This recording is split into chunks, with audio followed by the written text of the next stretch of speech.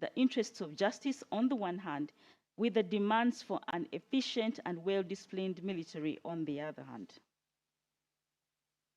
Indeed, the true test to be directed toward comparing courts-martial with contemporary civilian forums is not that we have improved from an epoch that was said to be unjust, but rather that we are comparing favorably with the current constitutional mandate. So when I talk about the historical evolution of the military justice, the idea is not to say that since things got better, but rather to say where do we stand today. The true test ought not to be that military justice today has a semblance of due process.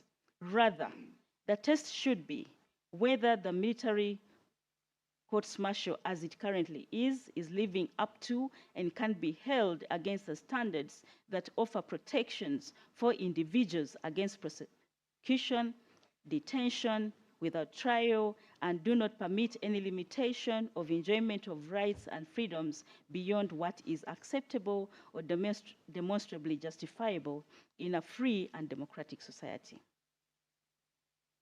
I find that it is constitutional to create and have general court-martials. Historically, the purpose of the general court-martial was to instill and maintain discipline in the rank and file of the armed forces. To the extent that it exists to discipline and bring justice to its own rank and file, who are in conflict with its laws, its processes, and its procedures, the existence of the courts-martial cannot be questioned. Let me conclude on this note. Courts-martial are specialized disciplinary tribunals with restrictive functions to handle disciplinary matters that are peculiar to and connected with the discipline and regulation of the armed forces. The Constituent Assembly, while debating the setup of the Army courts back in 1992, envisaged military courts as special purpose vehicles to enforce discipline within the military and ensure that there was a battle-ready and disciplined force anytime they were needed. Leading up to the enactment of the 1995 Constitution, the CA did not support granting Army jurisdiction over civilians. The Constituent Assembly laid emphasis on the necessity to guarantee a free and fair trial and other due process rights and critical need for the independence of the courts-martial, stressing that their role be limited to handling military-specific offenses against military personnel. General court-martial, as currently set up under the UPDF Act, is fundamentally incompatible with the constitutional safeguards for a fair hearing and is unconstitutional, and therefore its exercise of judicial power is equally unconstitutional.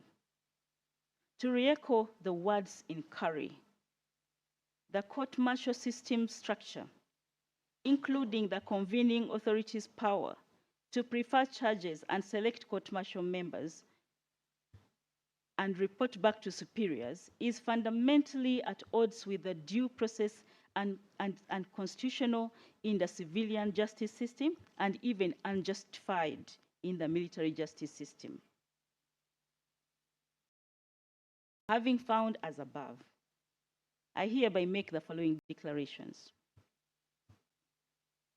Judicial power in Uganda is exercised by the courts of judicature and such subordinate courts as Parliament may by law establish.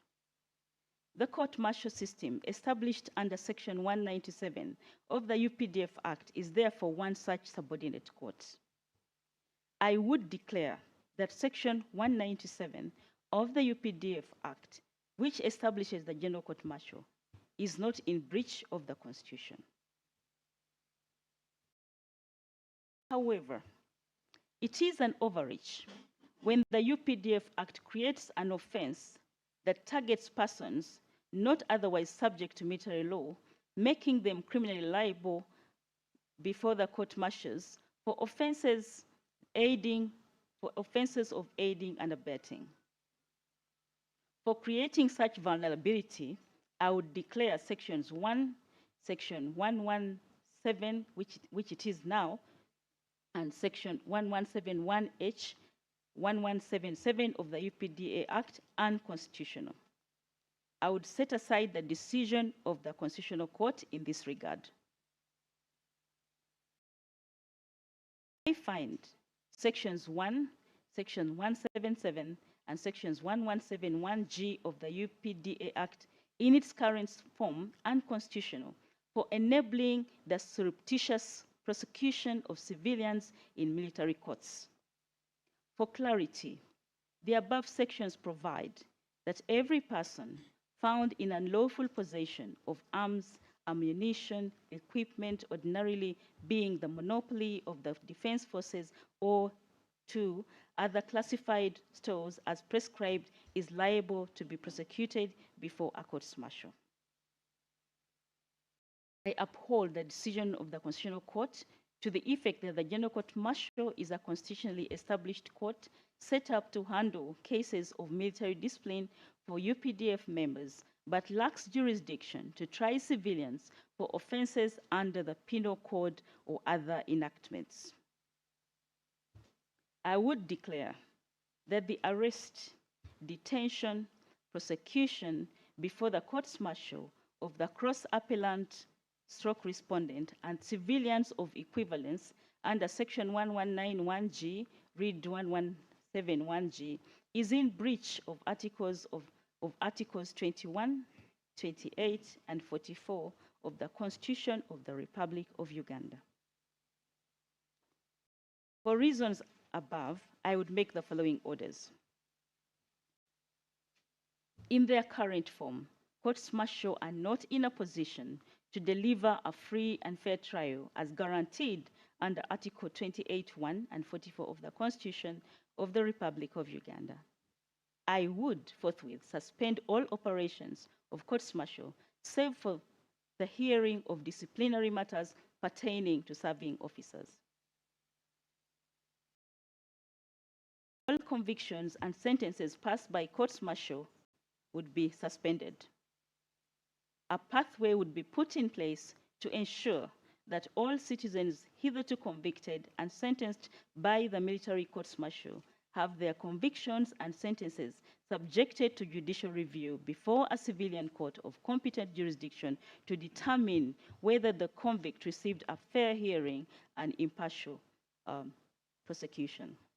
This order would not apply to persons who were convicted and sentenced by courts-martial and have already served their sentences. For efficiency and proportionality purposes, I would invoke the doctrine of prospective annulment on decisions, orders, and sentences of courts-martial which have already been served. That notwithstanding, I would order that all cases currently pending trial before the courts-martial be suspended forthwith. An injunction doth issue restraining the instigation, reopening, or continuance of the respondent's trial before the General Court-Martial or other courts-martial. I join issue with the recommendations or advisory orders proposed by the Honorable the Chief Justice. To these, I would humbly wish to propose a status of the offender determination in civilian courts. When the necessary legislative amendments have occurred, it should be imperative that prior to subjecting a civilian or person considered so by color of right before future courts-martial, a status of offender determination be made to the High Court of Uganda. Such investigation should be subject to the highest scrutiny, akin to extradition proceedings or movement of jurisdiction. The courts would have to be satisfied by an explicit demonstration that the interests of justice cannot be served in the ordinary courts of judicature. This standard would be applied to all matters in review. I further would propose to refer the proposals for amendments raised in Second Lieutenant Ogwang Ambrose versus Uganda, Supreme Court Criminal Appeal number 48 of 2021. The Supreme Court found that the UPDF Act in its current form creates a separate judicial system which has no recourse for appeal or judicial review to superior courts. The court called for legal reform and amendment of the UPDF Act in order to enable the courts of judicature to exercise their mandate of judicial review over the courts martial.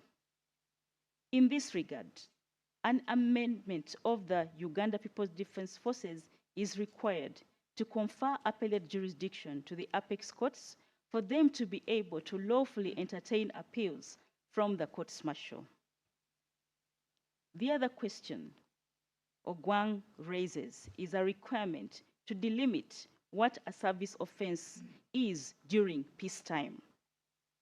I propose that a soldier who commits a civilian offense when he is off post and away without pass leave or a wall should be arraigned before the civil courts, civil as opposed to military courts.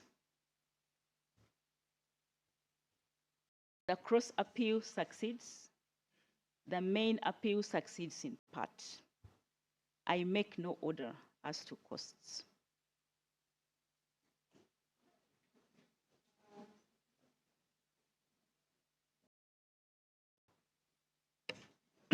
I call upon Lady Justice Elizabeth Musoka to deliver her judgment. You will please bear with her. I think she's got a little cold, so she needs your patience and understanding, my lord.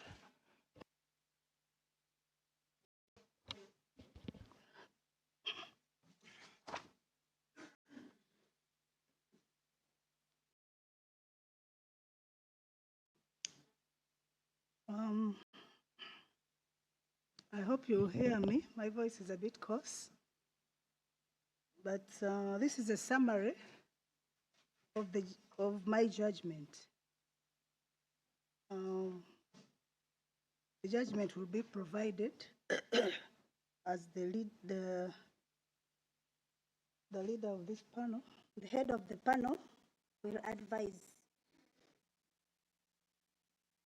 The appeal and cross appeal in this case, again, is the decision dated 1st July 2021, rendered by the Constitutional Court.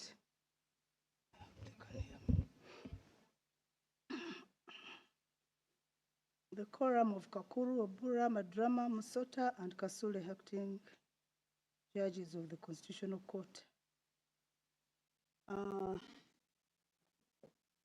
That is Michael Kavaziguruka, Honorable, versus Attorney General. The Attorney General is the appellant, Stroke cross respondent, and Honorable Kavaziguruka is the respondent cross appellant, stroke cross appellant. The particulars relating to the declarations and orders sought in the respondent's petition, the issues identified for determination by the Constitutional Court and its decision on those issues, as well as grounds of appeal and those of the cross appeal, have been set out in detail in the judgment of the Honorable the Chief Justice, which I've had the opportunity to read in draft. I also had the opportunity to read the draft, the judgment of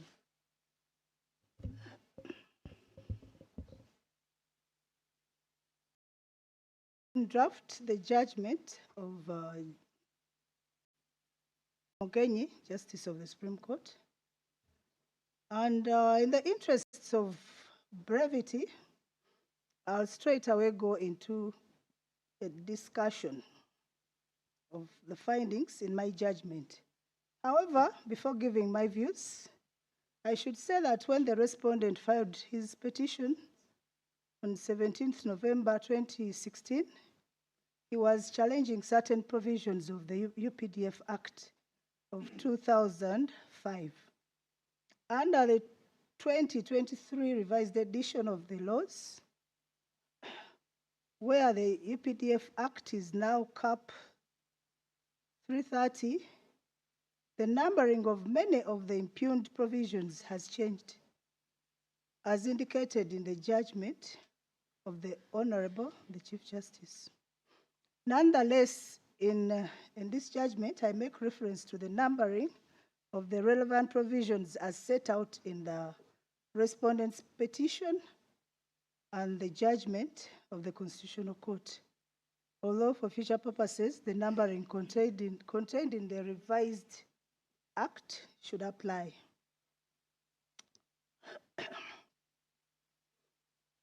My judgment, and I said I'm giving a brief, a summary of it. As I have indicated in my judgment, which you'll get, the grounds of appeal and cross-appeal, in my view, raise the following questions for this court's determination.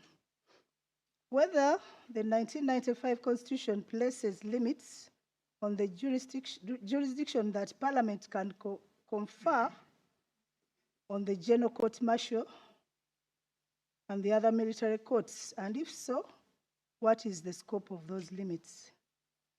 Whether the jurisdiction conferred on the General Court Martial and other military courts under the UPDF Act goes beyond the applicable constitutional limits.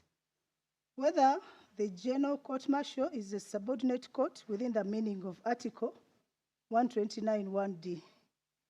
Whether the General Court Martial had jurisdiction to conduct the arraignment of the respondent, and if so, whether the arraignment contravened the respondent's right to a fair trial.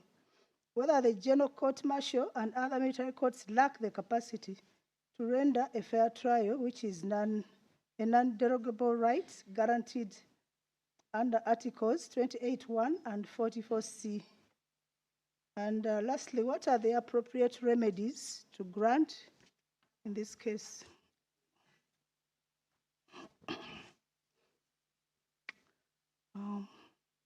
My perspective on these questions is as follows. The first question being regarding the limits under the 1995 Constitution on the jurisdiction of the military courts. I find that the military courts are established as military organs of the UPDF under Article 2010A, and that the 1995 Constitution under Article 2010B limits the jurisdiction that Parliament may confer on any military court to only matters falling within the sphere of discipline and removal of members of the UPDF. This implies that the nature of cases that may be tried by the military courts are limited to disciplinary offenses committed by members of the UPDF, and the nature of punishment that can be imposed for such offenses is limited to the disciplinary sanctions, which are also provided, which are dismissal with disgrace, reduction in rank, forfeiture of seniority, suspension, severe reprimand, and caution. So for the analysis of the first question, you'll find that analysis on pages 2 to 10 of my judgment. Second question, in relation to the second question of whether the jurisdiction conferred on the General Court Martial and other military courts under the UPDF Act goes beyond any applicable constitutional limits, I find that it does in many respects as follows.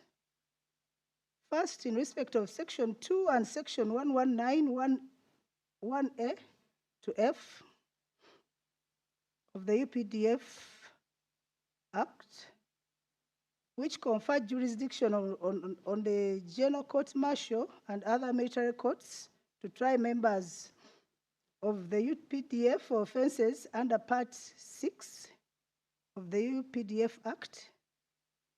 The jurisdiction goes beyond the sphere of discipline and removal of members of the UPDF within the meaning of Article 2010(b), insofar as the punishments prescribed for Part 6 offenses are not only limited to discipline sanctions, the only punishments that can be imposed by military courts under 2010, but include serious punishments like the imprisonment and the death sentence. Second, in respect of Section 2 of and Section 179, which confers jurisdiction on the General Court Martial and other military courts to try members of the UPDF for offenses under the Penal Code Act and other enactments, the jurisdiction also goes beyond the sphere of discipline and removal of members of the UPDF within the meaning of Article 2010(b), in that punishments prescribed under the relevant laws are not limited to only disciplinary sanctions. The only punishments that can be imposed by the military courts under Article 2010. But they include serious punishments like imprisonment and death sentence, as I said. Thirdly, in relation to Section 2 and Section 1191(g), which confer jurisdiction on the General Court Martial and other military courts to try non-members of the UPDF who are alleged to have aided and abetted members of the UPDF in commission of Part 6 offenses, the jurisdiction goes beyond the sphere of discipline and removal of members of the UPDF within the meaning of Article 2010(b), in that the category of persons covered by this jurisdiction are not members of the UPDF, in respect of whom Article 210(b) was intended to cover. In addition, as with the first two categories, the jurisdiction goes beyond the sphere of discipline and removal of members of the UPDF because the prescribed punishments for Part 6 offenses, which include the imprisonment and death, are more severe than the disciplinary sanctions which can be meted by the military courts under Article 2010(b). Fourthly, with respect to Section 1191(h), which grants jurisdiction to the General Court Martial and other military courts to try non-members of the UPDF who are found in possession of proscribed military equipment, this jurisdiction also goes beyond the sphere of discipline and removal of the UPDF, members of the UPDF, for three reasons. First, the persons affected are not members of the UPDF who fall within the jurisdiction of the military courts. Secondly, Section 1191(h) appears to be a penal provision, but it does not prescribe a punishment. And thirdly, the punishment for analogous offenses under other laws include terms of imprisonment, which fall outside the nature of punishments that can be imposed by the military courts under Article 210(b), which are limited to disciplinary sanctions.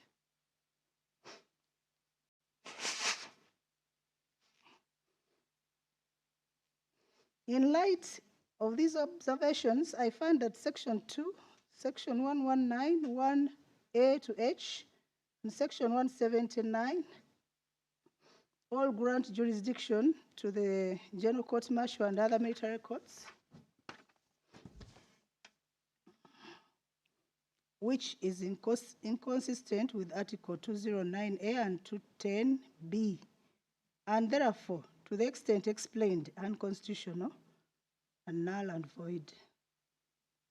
For the fourth category, which is provided for under Section 119(1)H of the UPDF Act, I find that it does not fall under the sphere of discipline of the UPDF, as it is neither concerned with members of the UPDF nor with disciplinary sanctions that can be given to members of the UPDF for engaging in unacceptable conduct. For analysis, the analysis of the above second question will be found on page 10 to 15 of my judgment. The third question, it's with respect to the question of whether the General Court Martial is a subordinate court. I note that Parliament is required to enact legislation under Article 129(1)(d) for the creation of a subordinate court.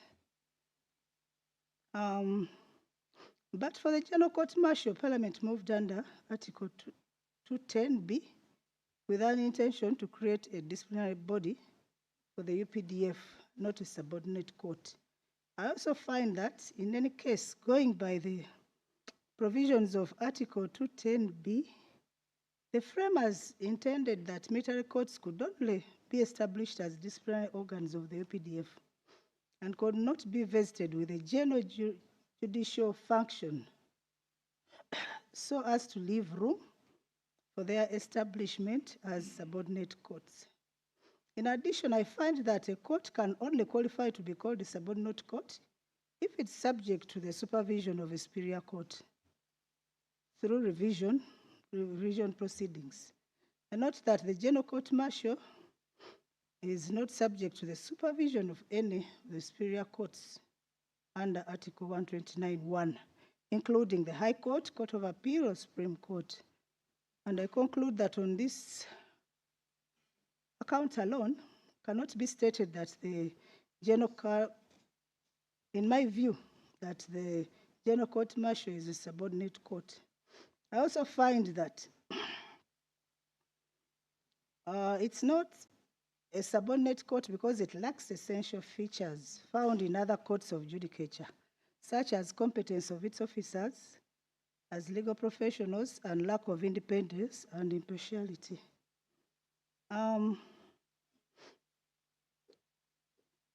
With all due respect, I propose the overruling of the dictum of Mulenga JSC in this court's decisions in Attorney General versus Joseph Tumushabe and Attorney General versus Uganda Law Society. Citations are given, in which Mulenga JSC expressed the view that the General Court Martial is a subordinate court within the meaning of Article 129D. Because in my view, that dictum was erroneous. I also point out that the Joseph Tumushabe case was concerned with the version of the GCM of the General Court Martial under the now repealed UPDF Statute number 3 of 1992, enacted before the coming into force of the 1995 Constitution, which makes it distinguishable since this appeal is concerned with the version created under the UPDF Act 2005. I therefore find that in the present case, this court does not have the same liberty to characterize the General Court Martial, since when Parliament enacted the UPDF Act, which provides for the current version of the General Court Martial, it could only establish a disciplinary body for the UPDF under Article 2010A and B. The third question, the analysis of the third question will be found on pages 15 to 19 of my judgment. Now the fourth question, regarding the constitutionality of the respondent's arraignment. I note that in light of the position taken in my judgment, that under Article 2010B of the 1995 Constitution, the General Court Martial is limited to hearing cases involving members of the UPDF. And I take the view that since the respondent was not a member of the UPDF at the relevant time, his arraignment was unconstitutional. For the analysis on the fourth question, see page 17 of my judgment. Fifth question, in relation to the fifth question, whether the General Court Martial and other military courts lack the capacity to render a fair trial, which is a non-derogable right guaranteed under Articles 28(1) and 44C, I express the view, in agreement with the views expressed in the respective judgments of the Honorable the Chief Justice and Mugenyi, Justice of the Supreme Court, that there exists several deficiencies in the setup and operations of the General Court Martial that diminish its capacity to properly adjudicate cases. And these include objective lack of independence of both the General Court Martial as a court and of its members as individuals. The lack of competence of the members due to their lack of legal training and knowledge, and the absence of effective mechanism for reviewing the correctness of the decisions of the GCM, of the General Court Martial. I note that our Constitution was put in place to ensure a just, free, and democratic nation which encourages respect for people's fundamental rights, which was the reason for establishing the courts of judicature under Chapter 8 and vesting them with the mandate to exercise judicial functions fairly and do justice in all cases. I note that for criminal trials, the needs of justice require that accused persons are tried before competent courts or bodies that are capable of guaranteeing the right to a fair trial, and that, unfortunately, the deficiencies highlighted above render it impossible for an objective observer to conclude that the General Court Martial can guarantee the right to a fair trial. And as it is well known, a fair trial is a vital prerequisite for ensuring justice in criminal cases. I therefore find myself in complete agreement with the analysis and views of the Honorable Chief Justice and Genyi, JSC, on the deficiencies in the General Court Martial and how they render it incapable to accord a fair trial to the people that fall within its jurisdiction. In light of the highlighted deficiencies, I express the view that it is necessary not only to give a strained construction of the matters that properly fall within the ambits of discipline and removal of members of the UPDF, but also to ensure that as far as possible, offenses are tried by courts of judicature, not military courts. I further express the view that it is, therefore, inappropriate to grant the military court's jurisdiction beyond the trial of members of the UPDF for disciplinary offenses under Part 6 and the imposition of disciplinary sanctions as punishment for those guilty of disciplinary offenses. All other criminal matters ought to be handled by courts of judicature. However, even in cases involving disciplinary offenses under Part 6, there should be established a mechanism providing for revision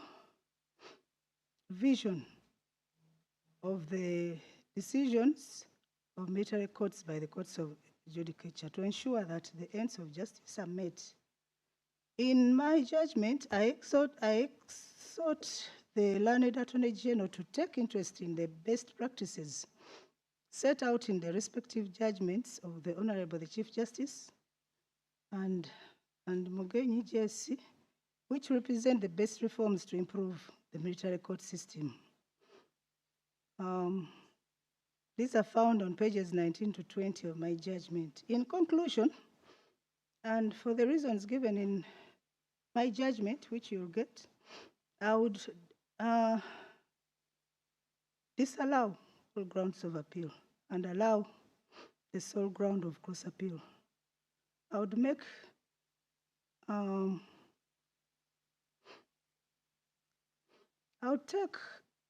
take on the declarations numbers 4, 5,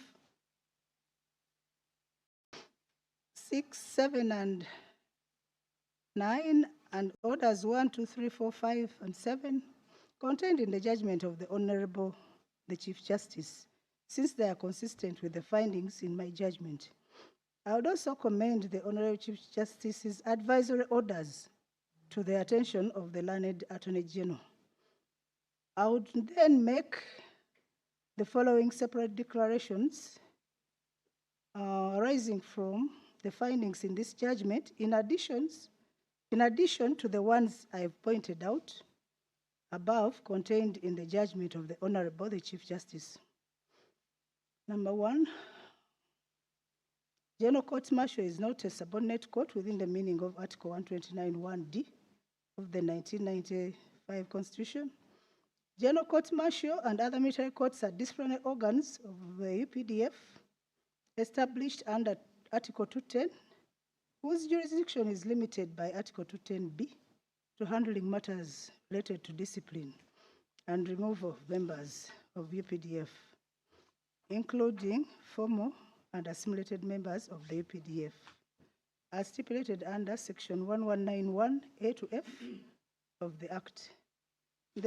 Number 3, the jurisdiction of the General Court Martial and other military courts is under 210B, limited to hearing matters involving disciplinary offenses under Part 6 of the UPDF Act, committed by members of the UPDF as defined in paragraph B, and is also limited to the imposition of disciplinary sanctions to the members of the UPDF found guilty, as I have already stated. I enumerated the offense, the punishments earlier on. Jurisdiction of the General Court Martial and other military courts does not extend to hearing cases involving civilians who are neither former or assimilated members of the UPDF, as defined in paragraph B. The hearing of cases involving civilian non-members of the UPDF falls within the jurisdiction of courts of judicature established under Chapter 8 of the 1995. The hearing of cases involving members of the UPDF, as defined in paragraph B above, for the commission of offenses under Part 6 of the Act, and where it is appropriate to impose a sentence of imprisonment or a more serious sentence, falls within the jurisdiction of courts of judicature established under Chapter 8. The hearing of cases involving members of the UPDF, as defined in paragraph B above, for the commission of general civilian offenses created under any enactment other than Part 6 of the UPDF Act, falls within the jurisdiction of the courts of judicature established under Chapter 8 of the Constitution. Section 2, 1191H and G, and Section 179 of the UPDF Act, in as far as they confer jurisdiction on the court martial and other military courts to the constitutional limits, contrary to the constitutional limits described above in this judgment, are unconstitutional and null and void. I would make the following orders, in addition to the ones which I adopt from the Honorable the Chief Justice, which are in his judgment orders, the draft judgment which I read, there were orders 1, 2, 3, 4, 5, and 7. I would just add that going forward, only cases involving members of the UPDF and related to disciplinary offences under Part 4 of the UPDF Act should be tried by the General Court Martial and other military courts, and that only the disciplinary sanctions as described at C above can be imposed by the military courts in those cases. Number 2, where a military court determines that the imposition of a more serious punishment, such as imprisonment or the death sentence, is necessary, in addition to removal from service, the military court shall forward the case filed to the Director of Public Prosecutions with a recommendation for institution of criminal proceedings in a competent court of judicature.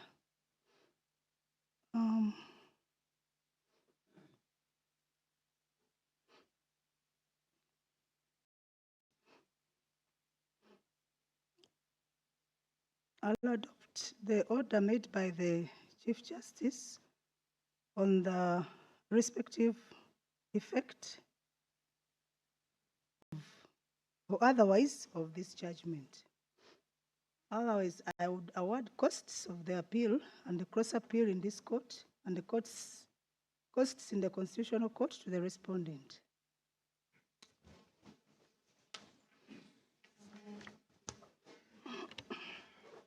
Now we'll now have Honorable Justice Mike Chibita deliver his judgment.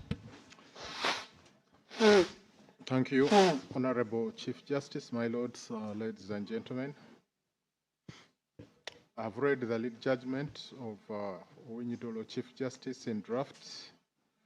On the whole, I agree with the spirit, findings, declarations, recommendations, and orders.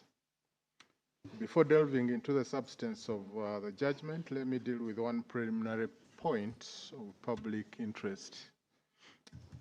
As one of the surviving members of the original panel that first heard this matter, I reiterate the explanation that unprecedented occurrences indeed hindered and stood in the way of the expeditious disposal of this appeal.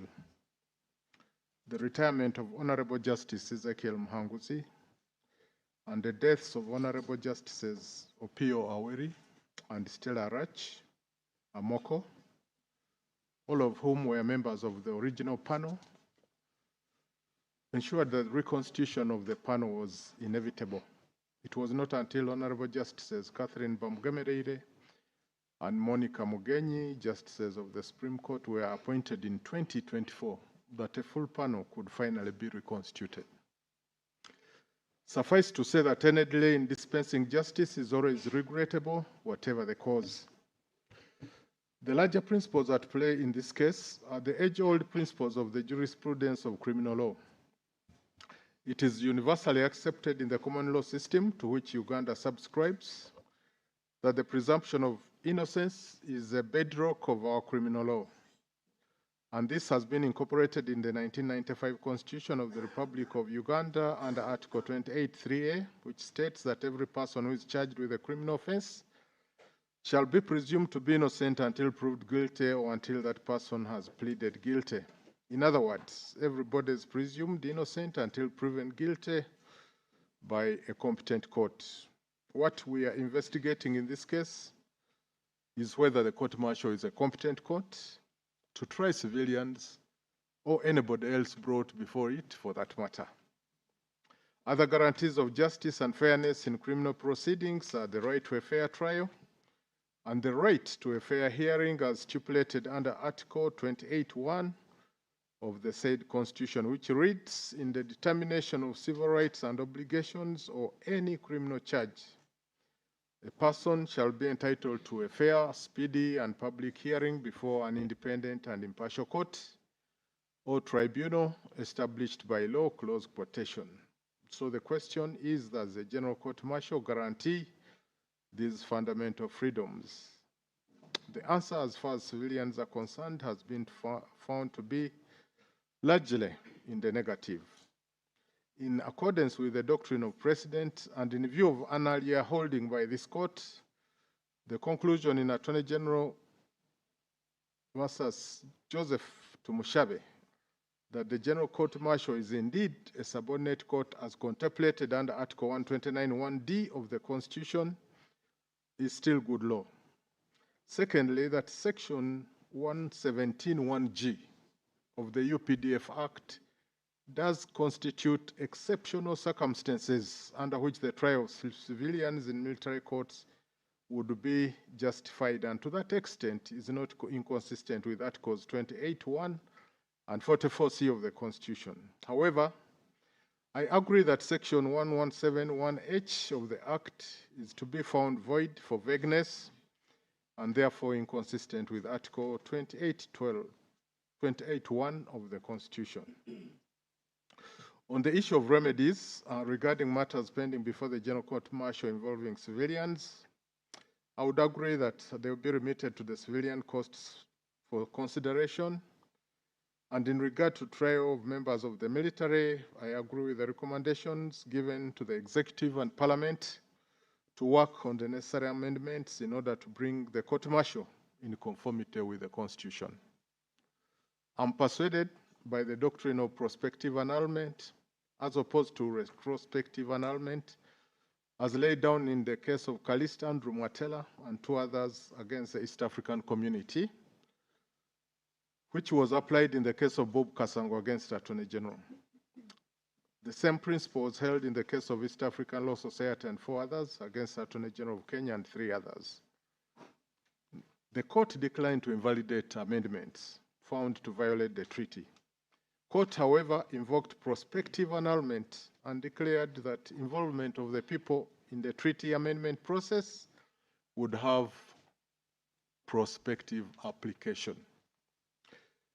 In the case of A against the governor of Aberhill Prison, the Supreme Court of Ireland held that the declaration of unconstitutionality of a law has prospective effect only. It was further held that the court cannot interfere with final decisions of the courts, even if based on a law later to be found unconstitutional. Otherwise, retrospective annulment or retrospective effect, as termed elsewhere, would create an absurdity which the courts can and should never intend. Dated at Kampala, the 31st day of January, 2025. Now, we can ask Lady Justice Twaise to deliver her judgment.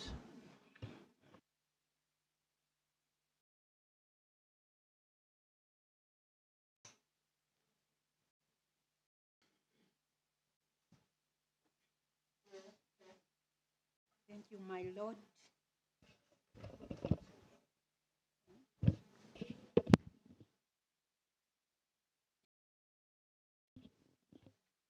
Thank you, my lord, Chief Justice.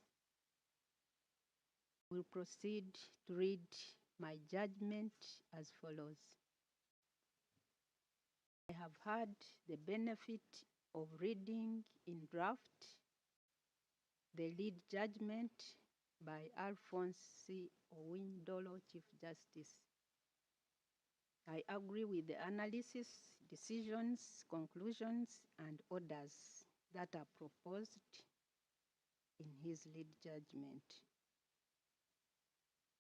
The background to this appeal and the respective cases for the parties to the suit have been ably articulated in the lead judgment and in other judgments prepared by Myland sisters and brother in this appeal, which I have also had the benefit of reading in draft.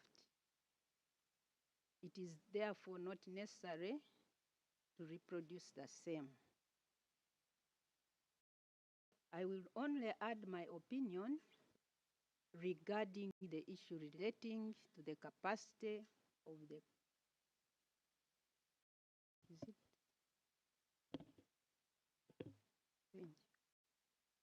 I will only add my opinion regarding the issue relating to the capacity of the General Court Martial to render a fair trial as envisaged in Article 28(1) of the Constitution of Uganda.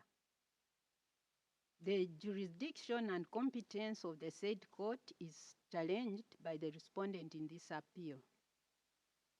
The appellant, on the other hand, contends that it is a court of competent jurisdiction provided for under Article 210 of the Constitution of Uganda and Section 197, now 195 in the revised edition, the year 2023 of the Uganda People's Defense Forces Act. The appellant also, in opposition to the respondent's assertions, contends that the establishment of the General Court Martial does not contravene Articles 28(1), 126(1), 129(1), 210 and 267 (1)(d) of the Constitution of Uganda. The General Court Martial is created under Section 197, now Section 195 in the revised version of the laws of Uganda, of the Uganda People's Defense Forces Act. Its long title reads, among other things, that it is an act, I'm quoting, to provide for the regulation of the Uganda People's Defense Forces in accordance with Article 210 of the Uganda Constitution and for other related matters. It is a specialized court in the sense that it was created to exercise jurisdiction over specified matters relating to offenses created by the UPDF Act, committed by members of the military forces and persons who aid or abet such offenses. In short, to administer military justice in Uganda with jurisdiction to handle offenses specified in the Act, mainly for penal and disciplinary purposes. The General Court Martial was therefore established as a specialized court of the military forces. On the other hand, the Constitution also establishes courts of judicature empowered to exercise judicial power with various jurisdictions under Article 129 of the Constitution, which states that the judicial power of Uganda shall be exercised by the courts of judicature, which shall consist of A, the Supreme Court of Uganda, B, the Court of Appeal of Uganda, C, the High Court of Uganda, and such subordinate courts as Parliament may by law establish, including Cadi's courts for marriage, divorce, inheritance of property, and guardianship, as may be prescribed by Parliament. 2, the Supreme Court, the Court of Appeal, and the High Court shall be superior courts of record and shall each have all powers of such court. And 3, subject to the provisions of this Constitution, Parliament may make provisions for jurisdiction and procedure of the courts. Both the courts martial and the courts of judicature therefore have their origins from the Constitution, save that while the Constitution directly sets up the courts of judicature under Article 129, the courts martial are set up by an act of parliament as mandated under Article 129(1)(d) and 210 of the Constitution. The criteria for appointment of members who sit on the General Court Martial set out under Section 195 in the revised version of the Laws of Uganda 2023 of the UPDF Act is that they should essentially be army officers, with the chairperson not being below the rank of a lieutenant general. Save for the chairperson of the court of the Court Martial Appeal Court, who is required to be an advocate, qualified to be appointed as a judge of the High Court. Legal qualification is not a basis for appointment on the General Court Martial and the other military courts set up under the UPDF Act. In contrast, under Article 143 of the Constitution of Uganda, persons qualified for appointment as judicial officers to the courts of judicature as established under Article 129 of the Constitution of Uganda must have legal qualifications. It is to be noted that both the General Court Martial and the courts of judicature, particularly the superior courts, under the respective laws that govern them, as well as the penal laws, either in the exercise of their original or appellate jurisdiction, are empowered to pass the death penalty, which is the maximum punishment a court of law would pass. It is also noted that under Article 123B of the Constitution of Uganda, the Director of Public Prosecutions, who is the officer charged with the function of, among others, instituting criminal proceedings against any person in that court, is exempted from instituting such criminal proceedings in a court martial. The contradictory position is that while under the UPDF Act, qualification for appointment to the General Court Martial does not require one to have legal qualifications, persons qualified for appointment to the position of a judicial office in the courts of judicature are required to have legal qualifications under Article 142 of the Constitution. Secondly, the conducting of criminal trials in the General Court Martial, unlike in the case for courts of judicature, is not controlled by the Director of Public Prosecutions. The interests of justice and fairness require that any court that is empowered to pass a penalty for a penalty as serious as a death penalty, or even, I dare say, imprisonment, should be presided over by competent persons with legal qualifications. The criminal prosecutions conducted before such courts should ideally be controlled by the Director of Public Prosecutions. This would be a safeguard for a fair trial envisaged under Article 28(3) of the Constitution of Uganda.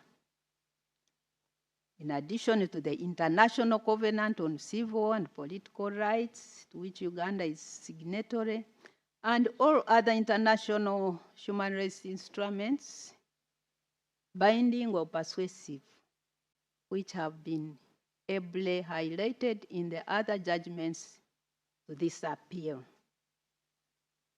In my considered opinion, it would not matter whether in actual fact, that is de facto, the members appointed to sit on the General Court Martial, in the wisdom of the appointing authorities, do possess the legal qualifications to be competent to adjudicate criminal matters, especially those attracting heavy penalties.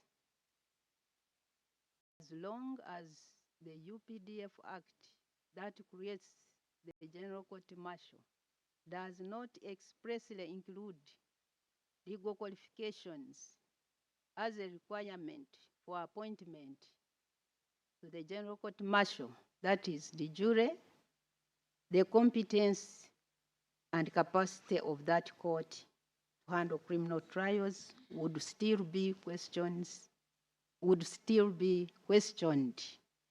as is being done in this appeal.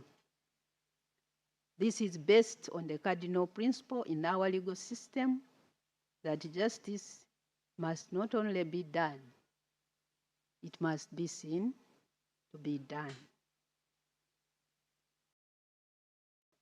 The General Court Martial would only be competent to adjudicate over criminal matters of not only civilians, but also military persons, if it were a court of law with the requisite structures to conduct a fair hearing, as envisaged under Article 28 of the Constitution of Uganda. There can be no fair trial as envisaged in Article 28(1) of the Constitution in an incompetent court. It is in that regard I would, with respect, not agree with the appellant's contentions that the General Court Martial is a court of competent jurisdiction to hear criminal matters. In its present state, the General Court Martial, though lawfully set up by an Act of Parliament deriving such powers from Article 129(1)(d) of the Constitution, is in its present form competent only to handle matters relating to discipline of members of the armed forces. In the result, based on the above, and in addition to the reasons, decisions, conclusions, and recommendations for legal reforms stated in the lead judgment, which I associate myself with, I would conclude that this appeal fails, save for the issue regarding the establishment of the General Court Martial as a court of law. I would dismiss it to that extent and allow the cross appeal. I would award the course of this appeal to the respondent in this court and in the courts below.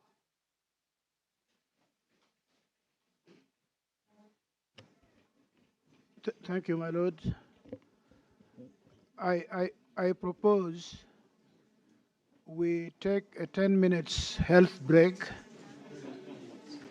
Yes, my lord. Yes, because 200 pages will take us up to midnight, I think. So, okay. So 10 minutes break, health break, yes.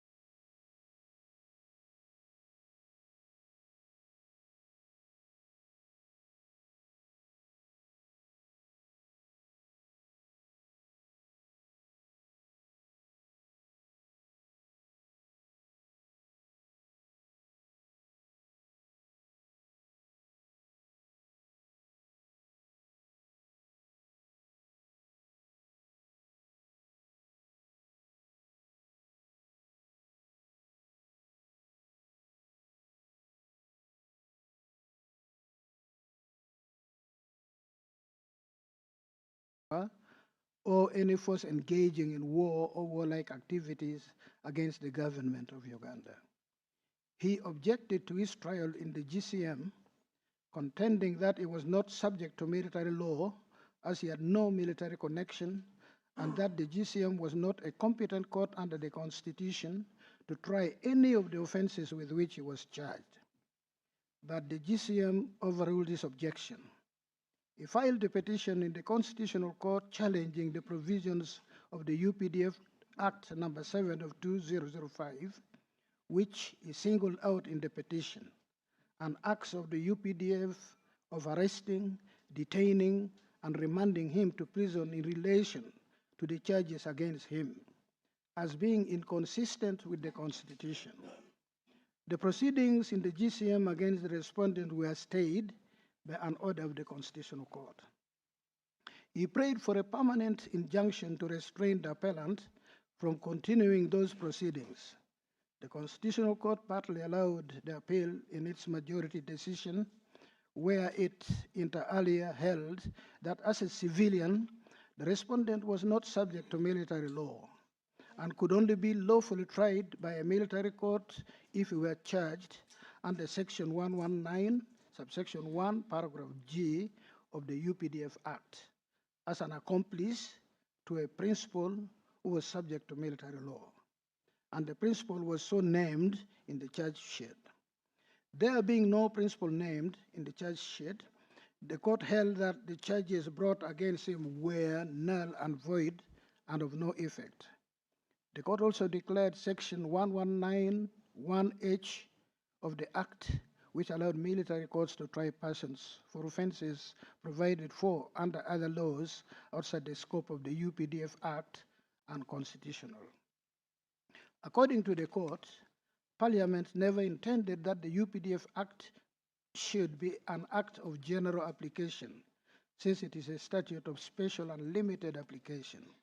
Hence, the unlimited and original jurisdiction of the GCM referred to in the UPDF Act only apply to offenses under the Act. Last, the court examined the nature of the military courts and held that first, military courts lack all the tenets of an ordinary court established under Chapter 8 of the Constitution, particularly under Article 28(1). Second, they are tribunals, and third, they are not part of the judiciary. The court accordingly ordered the petitioner to be released forthwith. The appellant was dissatisfied with the decision of the Constitutional Court, hence it appealed to this court. The respondent, for his part, cross-appealed against the decision, allowing civilians in certain cases to be tried in the military courts. The grounds of appeal are: 1, the learned majority justice of the Constitutional Court erred in law in finding that sections 2 and 179 of the UPDF Act are in contravention of Articles 28(1) and 44C of the 1995 Constitution, and that the GCM is only competent to try military disciplinary offenses under Part 6 of the UPDF Act. 2, the learned majority justice of the Constitutional Court erred in law and fact in determining that the GCM cannot be impartial or independent, is inconsistent with Article 28(1) of the 1995 Constitution of Uganda, and does not apply the principles therein to persons subject to military law. 3, the learned majority justices of the Constitutional Court erred in law and fact in determining that charging and arraigning the petitioner before the GCM was inconsistent with Article 28(1) and 44C of the Constitution. 4, the learned majority justices of the Constitutional Court erred in law in finding that Section 119(1)(h) of the UPDF Act is inconsistent with Article 28(1) and 44C of the Constitution. The appellant prayed that the appeal be allowed, the decisions of the learned majority justices of the Constitutional Court cited be set aside, and the appellant be awarded cost of the appeal. The cross appeal. The respondent cross-appealed on the following one ground: that the learned majority justices of the Constitutional Court erred in law in holding that a civilian can be charged before military courts as an accomplice together with a person subject to military law. He thus prayed that the cross-appeal be allowed and part of the decision of the majority justices that he has impugned be set aside or reversed. Consideration and determination of the appeal by this court. The appeal first came up for hearing in this court in 2022. From that time to its final disposal today, it has suffered an unprecedented affliction by a host of adversities. There is thus an imperative need to clarify on what transpired within that period. The grave and persistent series of events that characterized the lifespan of this appeal began with the fire gutting the chambers of the Chief Justice on the Supreme Court building at Kololo on the 27th April 2022, followed by water flooding parts of the building. This resulted in a condemnation of the Kololo Supreme Court building as being unfit for occupation, thereby leaving the justices of the court with no office accommodation. Thereafter, two justices of the court, namely Justice Paul Mugamba and Justice Ezekiel Mwanguzi, who were part of the original panel for this appeal, retired. This therefore necessitated a reconstitution of the panel. In November 2022, the court was able to secure a temporary home and more justices were appointed to the court. The court then embarked on the process of reconstitution of the panel with a view to sitting by December that year to rehear the appeal. However, that December, we suffered the devastating demise of Honorable Justice Ruby Awere Opio, who had been on the original panel for this appeal. This necessitated awaiting the appointment of additional justices of this court for the requisite reconstitution of the quorum to take place. However, in only 6 months thereafter, yet another tragedy struck this court with the demise of Justice Stella Arach Amoko in June 2023. It was until January 2024 when 2 more justices were appointed to the Supreme Court, whereafter the court was able to reconstitute the panel for this appeal. The appeal came up before the reconstituted panel on 13th May 2024 in the new Supreme Court building at the Judiciary Headquarters, upon which the learned justices reserved judgments to be delivered on notice. Notice has been served on the parties for delivery of the judgment today, and that's why you are here. So the delay in this case did not take 4 years, as some people, including members of the learned profession, have dishonestly been feeding the public. Judgment in this case delayed by 8 months, from May last year to today. If you did some arithmetic at school, you'll find this is 8 months, not 4 years. Yeah.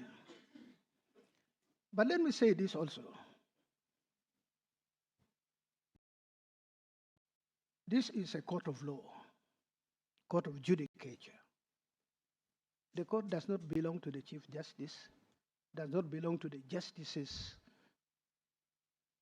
of and judges of the various courts of judicature. It belongs to all of us. It's our property. It belongs to you and me.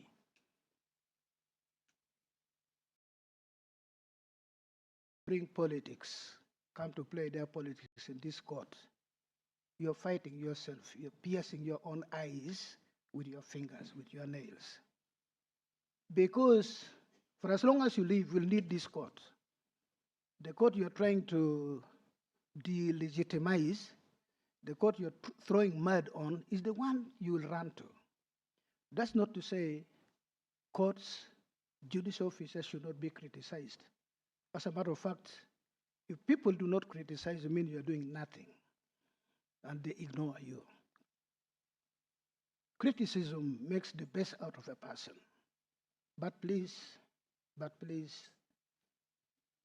what you can do in the political field, and some of us have been there, should be different, whether you're a lay person or you masquerade as a lawyer.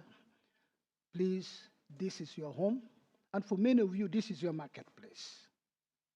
Let us use constructive criticism.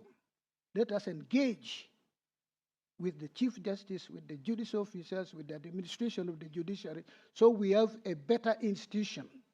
Each time we improve on it, because this is like a hospital. At some day, you must go to a medical center.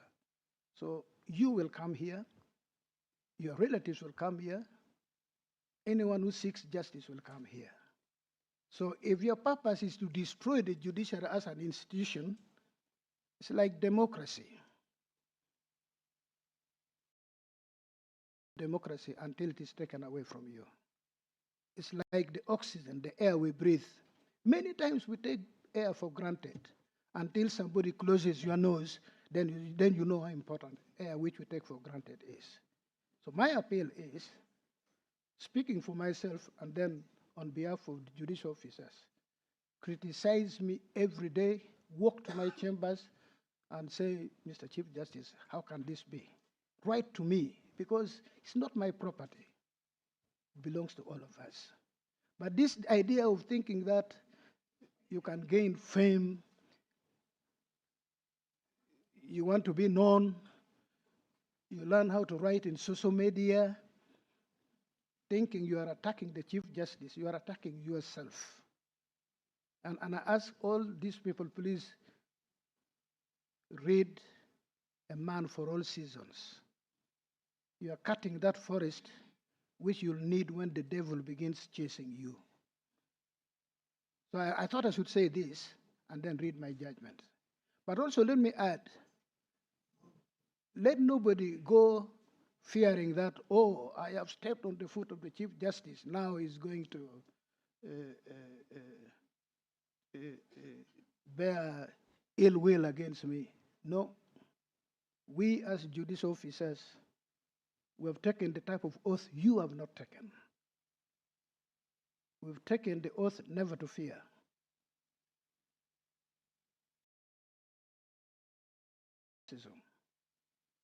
Never to favor. Never to be driven by affection. And most importantly, in the circumstance of this case, never to bear ill will against even those who have thrown mud at us, because that is the beauty of being a judge.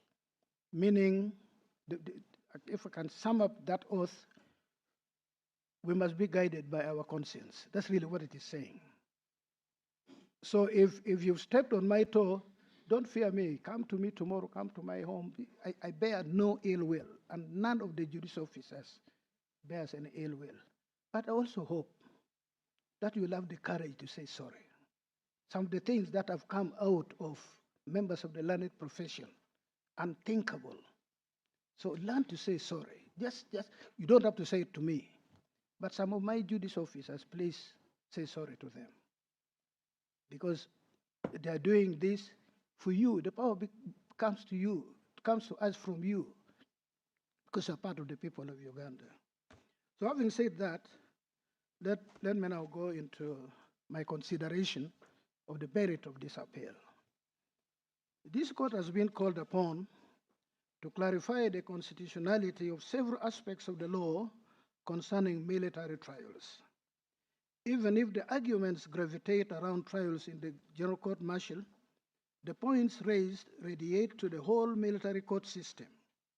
I note that the 4 grounds of appeal and the one in the cross appeal raise cross-cutting issues. And this explains why some submissions by counsel on a particular ground were as well reiterated in other grounds. All the grounds contained an element of counter to the challenge raised against the competence of the General Court Martial and know its status as a court of law. Whereas the standing of the General Court Martial as a court of law was not raised as a separate ground of this appeal, and yet it was a separate question for determination in the Constitutional Court, upon which the court rendered a decision declaring them to be tribunals. It was implicit in all the grounds of appeal that it was an issue. In determining this appeal, therefore, I adopt an integrated approach where a ground may be disposed of in the course of considering another ground. For instance, the status of the General Court Martial as a court has a bearing on the resolution of grounds 3 and 4, which entail the determination of the issues of personal and subject matter jurisdiction of the court respectively. During the period after hearing this appeal, the laws of Uganda were revised. The UPDF Act is now cited as the UPDF Act, Chapter 330, while the impugned sections 2, 119, 1H and G, and 179 have changed to sections 1, 117G and H, and 177 respectively. However, there is no change in the content. In this appeal, I consider that the issue of the establishment of a court of law, its subject matter or personal jurisdiction, its structure and the fairness of its procedures, and the exercise of judicial power are distinct questions. In that regard, the specific issues for this court to resolve arising out of the Constitutional Court decision, the grounds of appeal, and cross-appeal are: 1, whether the courts martial are courts of law duly established under the Constitution or are tribunals.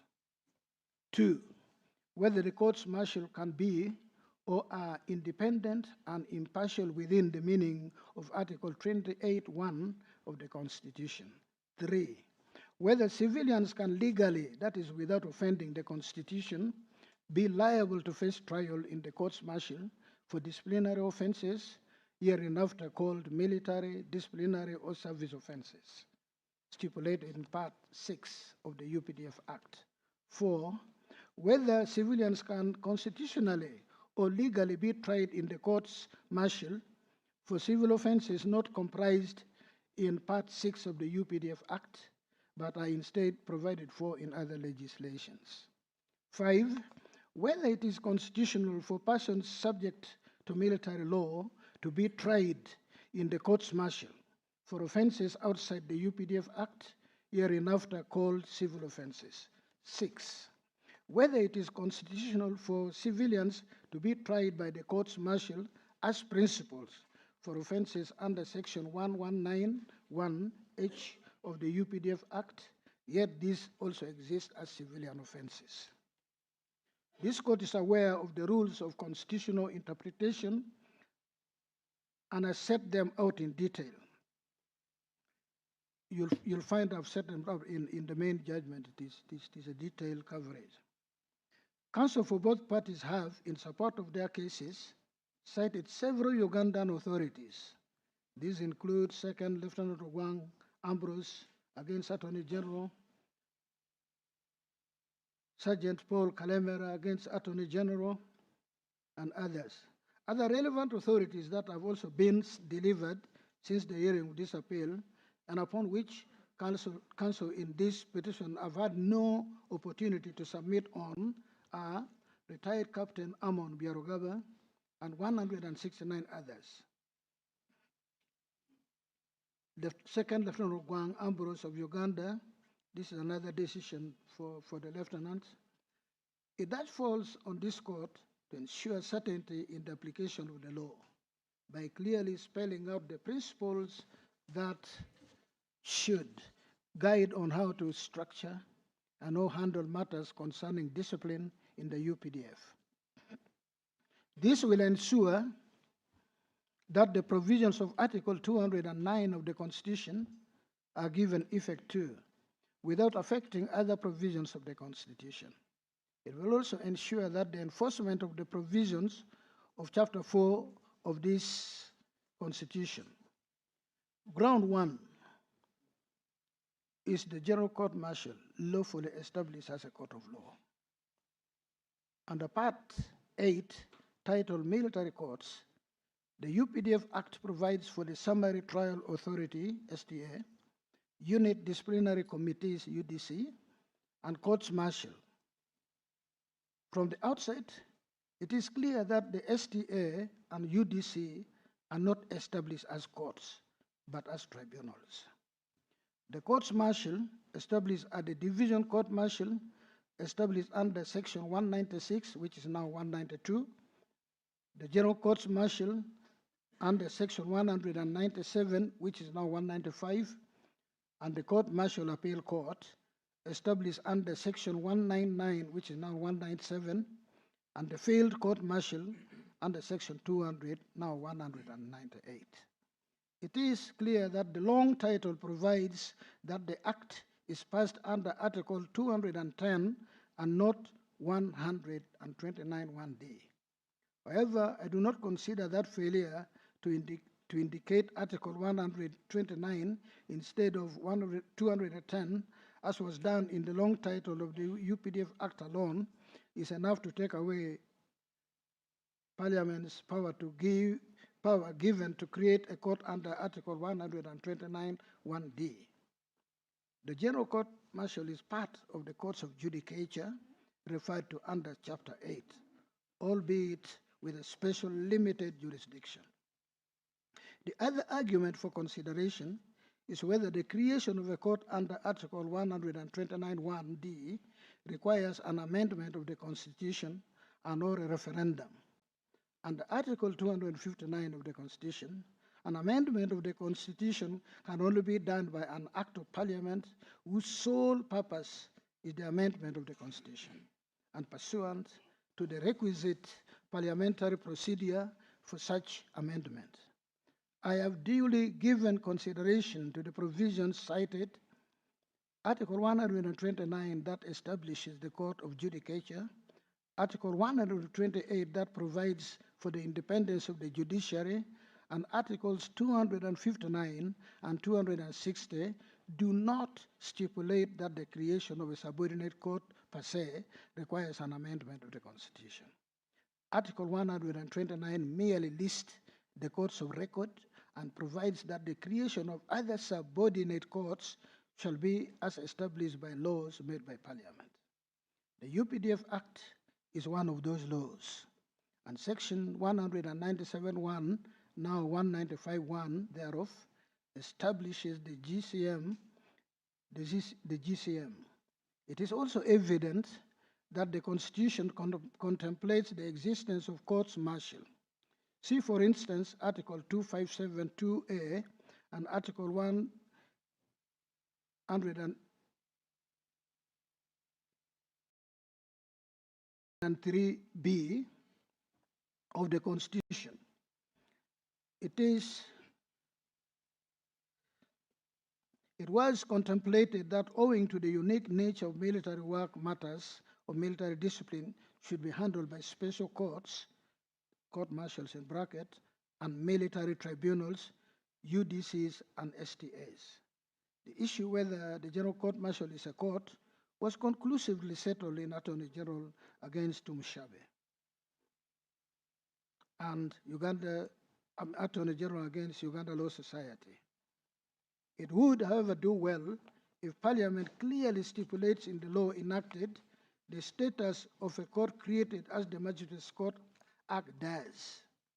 I note that in Attorney General against Tumushabe, this court came to the conclusion that since the GCM exercised judicial power, it is or must be deemed to be a court.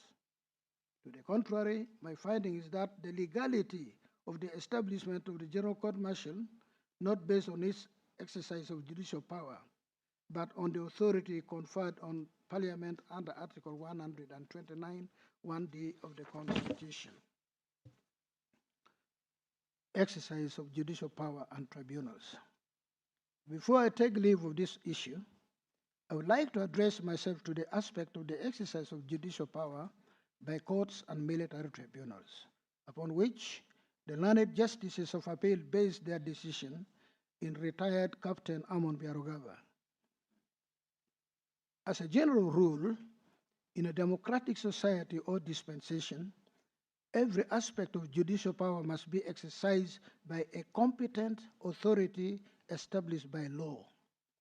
Judicial power, which is exercised by the judicial arm of government as an institution, as is provided for in the Constitution, refers to the authority vested in the courts of judicature, whose judicial officers interpret and apply the law, resolve disputes, and administer justice generally.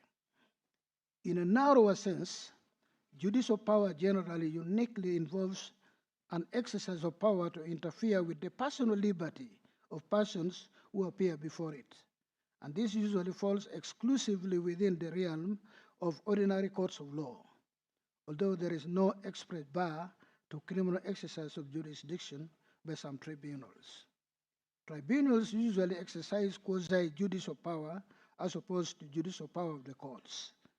As a characteristic, the moment an entity can hear criminal cases and give custodial sentences or detain its suspect during hearing, the entity exercises judicial power regardless of its title as a court or tribunal. In other words, the exercise of judicial power is not in all cases what differentiates a court from a tribunal. I have noted that under the UPDF Act, the UDCs and STAs, UDC is Unit Disciplinary Committee, in case you had forgotten, and STA is the Summary Trials Authority, that are established as tribunals have been given jurisdiction to try offenses, and sentences that they can impose range from caution to custodial sentence. Pursuant to Articles 23, 126.1 and 129.1 of the Constitution, it is only the courts that are granted the mandate to interfere with personal liberty in the sense of custodial sentences, or any legal detention of a suspect for an extended period of time during a hearing. Therefore, in the Ugandan framework of military courts, it is only the courts martial that are established as courts of law under the Constitution that can properly or legally be said to exercise judicial power when hearing offenses, criminal or disciplinary, with the power to impose custodial sentences and detain suspects. The UDCs and STAs are tribunals. Hence, whatever judicial powers they exercise are unconstitutional, as they do so without lawful authority. Ground number 2. Every court established under the Constitution must meet the criteria for a fair hearing. Similarly, tribunals entrusted with judicial power have to apply the principle that ensure a fair hearing, and for this, the classification as courts or tribunals bears no relevance. The right to a fair hearing is one of the fundamental human rights that are considered an imperative in any trial. See Article 28.1 of the Constitution of Uganda as amended.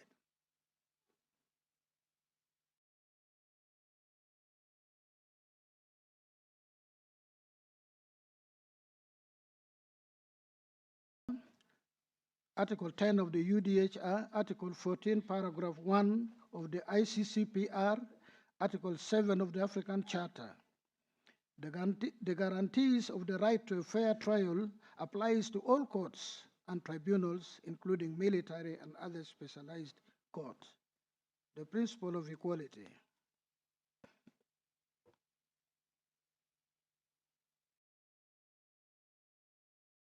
Though it is limited in jurisdiction, has been devolved to military courts to be exercised in line with the Constitution, while respecting the fundamental rights and freedoms of individuals appearing before them.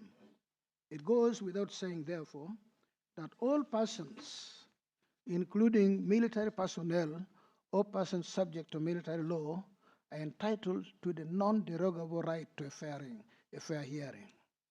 Although a soldier becomes subject to the military system, he does not cease to be a citizen, and his rights as a citizen remain relevant, albeit in an amended form.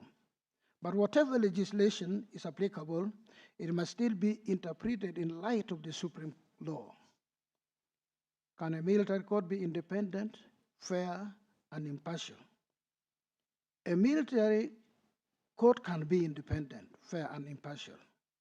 Thus, trial of a person by court-martial does not per se occasion a violation of the person's right to a fair hearing provided for under Article 28(1) of the Constitution. That provision does not specify the composition of or procedure adopted by such a court or tribunal, other than listing the procedural safeguards required for a fair hearing. However, as noted earlier, Article 128 of the Constitution also imposes a requirement as to objective independence of the court or tribunals exercising judicial power as a safeguard to a fair hearing. Proof. An individual who challenges the independence of a tribunal need not prove an actual lack of independence. See the case of Jenner Oaks. In a particular case, the challenge can touch on the whole structure and procedure of the courts. Similarly, this is an objection to the system of trial within the General Court Martial in its current structure. Test for independence and impartiality.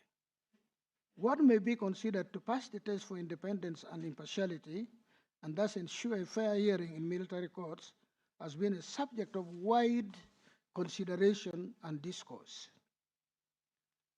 With regard to independence, Article 128(1) of the Constitution provides that, quote, in the exercise of judicial power, the courts shall be independent and shall not be subject to the control or direction of any person or authority, close quote.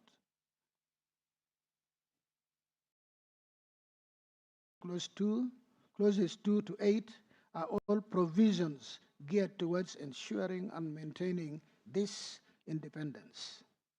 To determine whether the courts martial or the persons manning the courts are independent in the exercise of their judicial powers requires an examination of the laws and procedure under which the courts operate.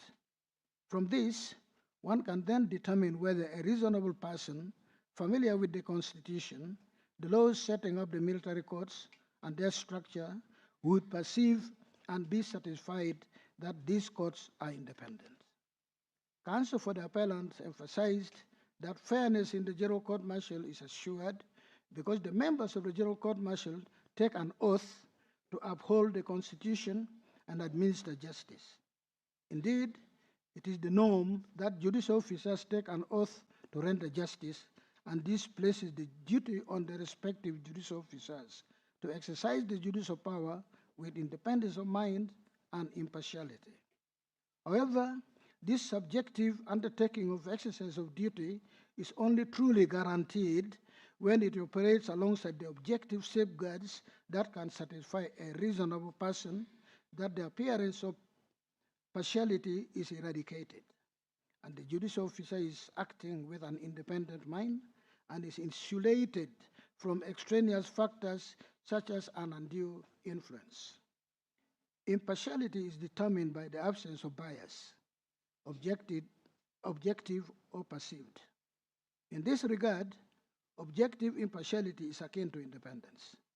The test for impartiality is, open quote, whether a reasonable, objective, and informed person acting on the correct facts will reasonably apprehend that the judge has not or will not bring an impartial mind to bear on the adjudication of cases, close quote. C, in an application for recusal of Honorable Justice Alphonse Chigamoyo Windolo, Chief Justice, miscellaneous application number 3 of 2021, arising from presidential election petition number 1 of 2021, Chagulanyi Sentamu Robert against Yoweri Kaguta Museveni, Tibuaburwa, and 2 others. It is clear that in impartiality, appearances are of importance in order to satisfy the subjective requirements.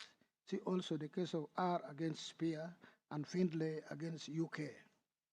In the instant case before this court, the respondent makes no allegation that the members of the tribunal were actually biased. I would thus recast the issue of independence, impartiality, and impartiality of the members of the court as follows.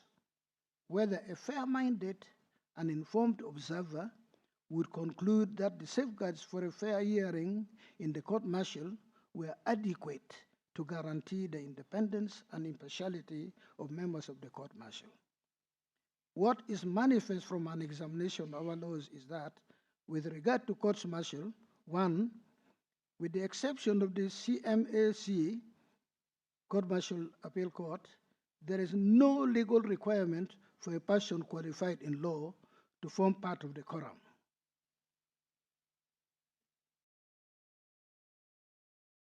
Understand that apart from the Court-Martial Appeal Court, the others who sit and carry out judicial function, there's no requirement for them to study law, to be lawyers. So it's like there's no requirement for anyone to go to a theater and operate on a patient. You can pick the most famous lawyer in town and give him those knives, I don't know how they call them. Or you can pick the Chief Justice of Uganda, give him 12 people, not even all 12 people. He would have been carrying the rank of a corporal in charge of a section, and you place him at the board of DRC to protect Uganda against possible enemies. He has never touched the trigger of a gun in life. He doesn't know map reading. He doesn't know how to win civilians to his side. He did not have the 9 months training that is required, the basic training that makes you be a soldier and get the first rank of private, I think the first rank of recruit.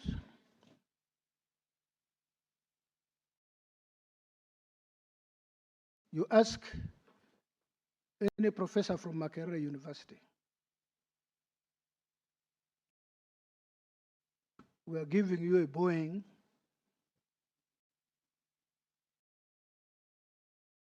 Addis Ababa. These are not jokes. Yeah.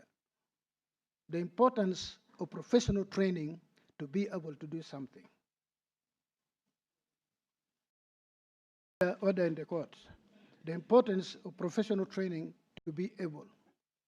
And in this, nobody is saying, even the respondent, when he brought a petition, he's not saying Major so-and-so or Colonel so-and-so was biased. He's not saying that.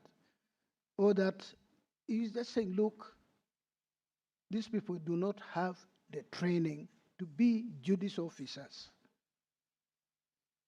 And they try treason, they try all sorts of things.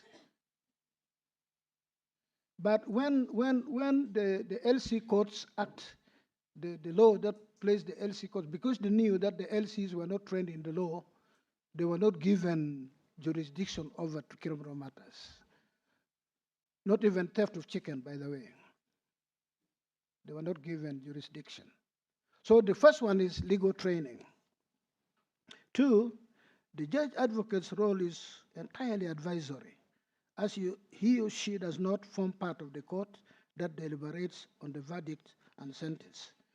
So the judge advocate acts like an assessor whose view does not bind anyone. Decisions are by majority opinion of members of the court. The courts are convened and the members are appointed by the High Command or some other authority delegated by the High Command.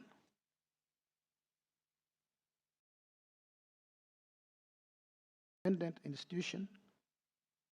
The commanding officer of the brigade probably would appoint who sits in the divisional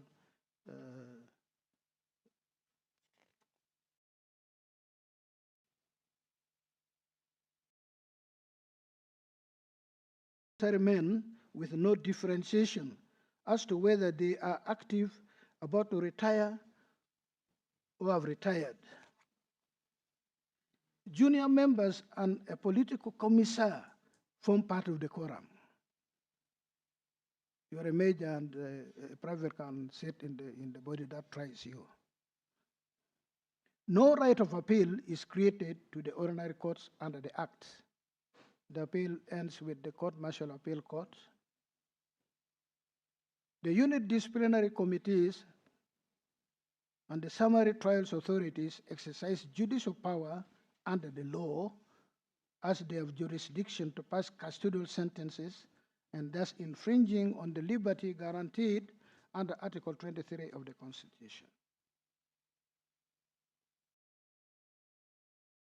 Authorities and instruments enunciating the law on the issue of independence and impartiality of courts-martial. I have examined the structure and procedure of the courts-martial in Uganda to assess how they fare in this regard. I have found as follows: A, legal qualification. Currently, the General Court-Martial, Division Court-Martial, and even the UDCs and STS as tribunals exercising judicial power have no legally qualified personnel on their quorum.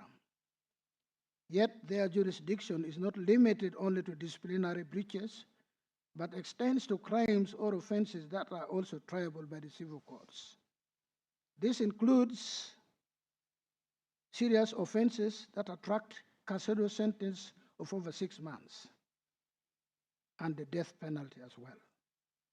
These untrained persons can issue decisions on questions of law and fact.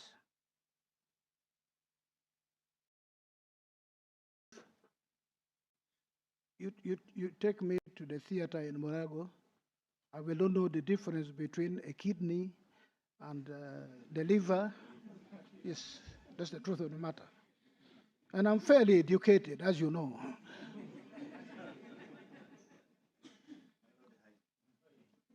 Or put me as a brigade commander.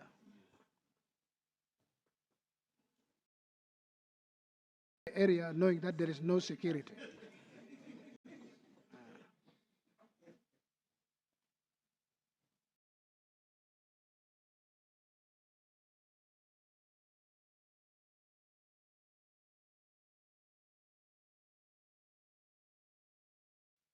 The decision of the judge advocate in the Court-Martial Appeal Court, who in any case is not a full member of the court, is merely advisory, as I've said, as it is not binding on the panel. The absence of legally trained personnel in the exercise of judicial power in the General Court-Martial and the other military courts or tribunals is at variance with the situation obtaining in the civil courts. This presents two parallel and contrasting standards in the administration of justice. The civil courts are competent as they meet the standards laid down in the Constitution, while the courts martial function in sharp converse thereto, and this is inimical to the right to a fair hearing before an independent and impartial court. Hence, it adversely discriminates against persons who appear before the courts martial. The consequence of this is that it renders the functioning of the court martials unconstitutional. B, composition of the court by military personnel. This issue gives rise to two distinct questions. First, whether a parallel system of military courts or tribunals staffed by members of the military who are aware of and sensitive to military concerns by its very nature, inconsistent with Articles 28(1) of the Constitution. Second, if the answer to the first question is in the positive, whether that is the end of the matter. However, if it is in the negative, then the next question is whether the General Court-Martial, as constituted at the time the respondent was charged under the UPDF Act and regulations made thereunder, is an independent court for the purpose of Article 28(1). I find that the presence of military personnel as members of the courts martial is not by itself evidence of the court's lack of independence and impartiality. However, when viewed by an objective, reasonable person, there is a difference between active servicemen under the chain of command and former servicemen who are in retirement or about to retire. and are therefore not influenced by any hope for promotions. Active servicemen are under the chain of command and may be influenced through the chain of command. Furthermore, the oath taken by the members of a military court under Rule 27 of the UPDF Rules of Procedure Regulations binds them to the high command and convener of the military courts. This stands in stark contrast with the judicial oath in the Oaths Act, Chapter 19. This, taken together with the non-inclusion of a legally qualified judge on the panel to rule on legal issues, denies the courts martial the independence and impartiality which would have clothed them with competence. The other judicial oath, you swear to protect the Constitution. In the military, you swear to protect the commander-in-chief, the other officers. That's the difference. That's the difference which comes out. Well, that's the law that Parliament passed anyway, yeah. C, manner of appointment of its members. There is the military personnel sitting on a tribunal that handles purely disciplinary matters and only imposes such punishment as reprimand, demotion, dismissal, compensation on the one hand, and military personnel sitting in a court which has the competence to try persons for crimes which attract such penalties such as custodial sentence or even the death sentence. I am of the opinion that there is a need to distinguish between the two in determining the issues concerning the courts martial. First, the appointment to the service disciplinary organs is normally limited to administrative matters, whereby the fact of the presiding officers being subject to the chain of command does not occasion any miscarriage of justice. Unlike with the appointment to the courts martial, handling substantive judicial matters where it could occasion injustice. The appointment of an officer on the courts martial by the President or High Command might not necessarily suffice to deprive the court of the requisite independence for the exercise of judicial power. However, this must be taken together with the provisions for other safeguards for the promotion and guarantee of the independence of the courts martial, and then determine the effect of such appointment on the independence and impartiality of the members of the court. The provisions for the appointment of personnel on courts martial must be in conformity with the provisions for appointments of judicial officers in the civil courts and ensure competent persons sit in all courts.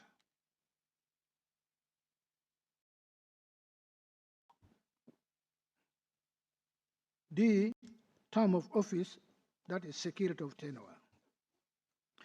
This relates to the terms of appointment of the members of the court, including the judge advocate. The appointment of members of the courts martial is by the High Command and for a period of 1 year only, though eligible for reappointment. There are also waiting members who are appointed and can be called upon to sit in court as and when needed to realize quorum. See Regulation 21 and 23 of the UPDF Act Rules of Procedure Regulations. The fact that a member of the court is appointed only for a short period of time and on an ad hoc basis means that such a person may have no cushion against external influence by the one who appoints him or convenes the court. They do not have protections of security of tenure available to civil judges in Article 128 of the Constitution. I therefore reach the conclusion that the provisions of the law governing the courts martial do not guarantee their independence or impartiality. E, convening authority and prosecuting authority. The convening authority performs an important role in the court martial judicial process because the laws grants it the dual role of the court and that of the DPP. Under the powers conferred on it by Regulation 21, this authority, among other things, determines the charges to be preferred, appoints the prosecutor, issues a convening order, determines the time of trial, and procures attendance of the witnesses. It has been held in other jurisdictions in criminal prosecutions it is an imperative that the convening authority lies with court, which enjoys guarantee of institutional independence from the body prosecuting cases in court. However, with regard to the courts martial, the situation is wholly different. The military appoints the convener of the court from within its ranks, and similarly does so for the prosecutor of the court. It also appoints officers who are under its command to preside over the court, but accords them no security of tenure in the exercise of their function as members of the court. This situation does not portray or manifest an impartial and independent court. Accordingly, then, its constitution and exercise of judicial function is unconstitutional, as it violates Article 28(1) and 44(c) of the Constitution.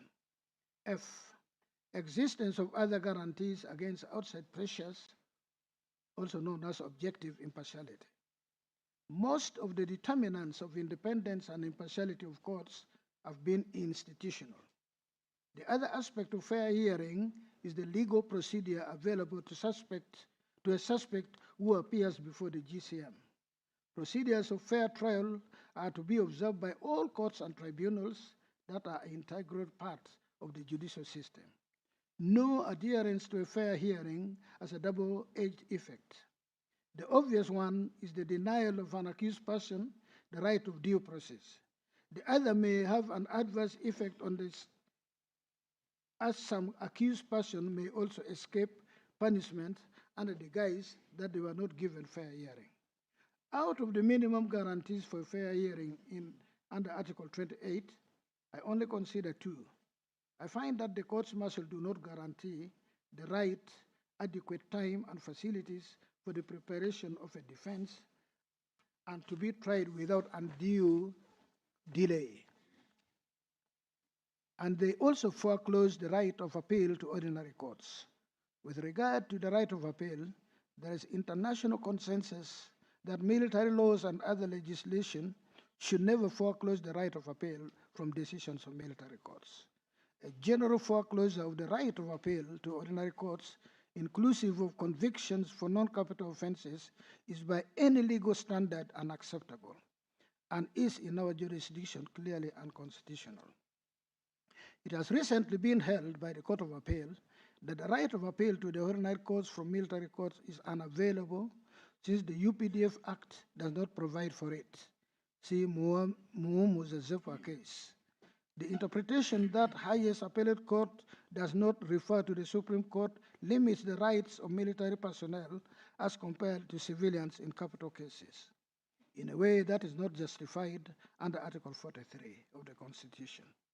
Any law where there is no provision for the right of appeal to the Supreme Court for a person who, upon trial and conviction, is liable to suffer the penalty of death is inimical to the right to a fair hearing.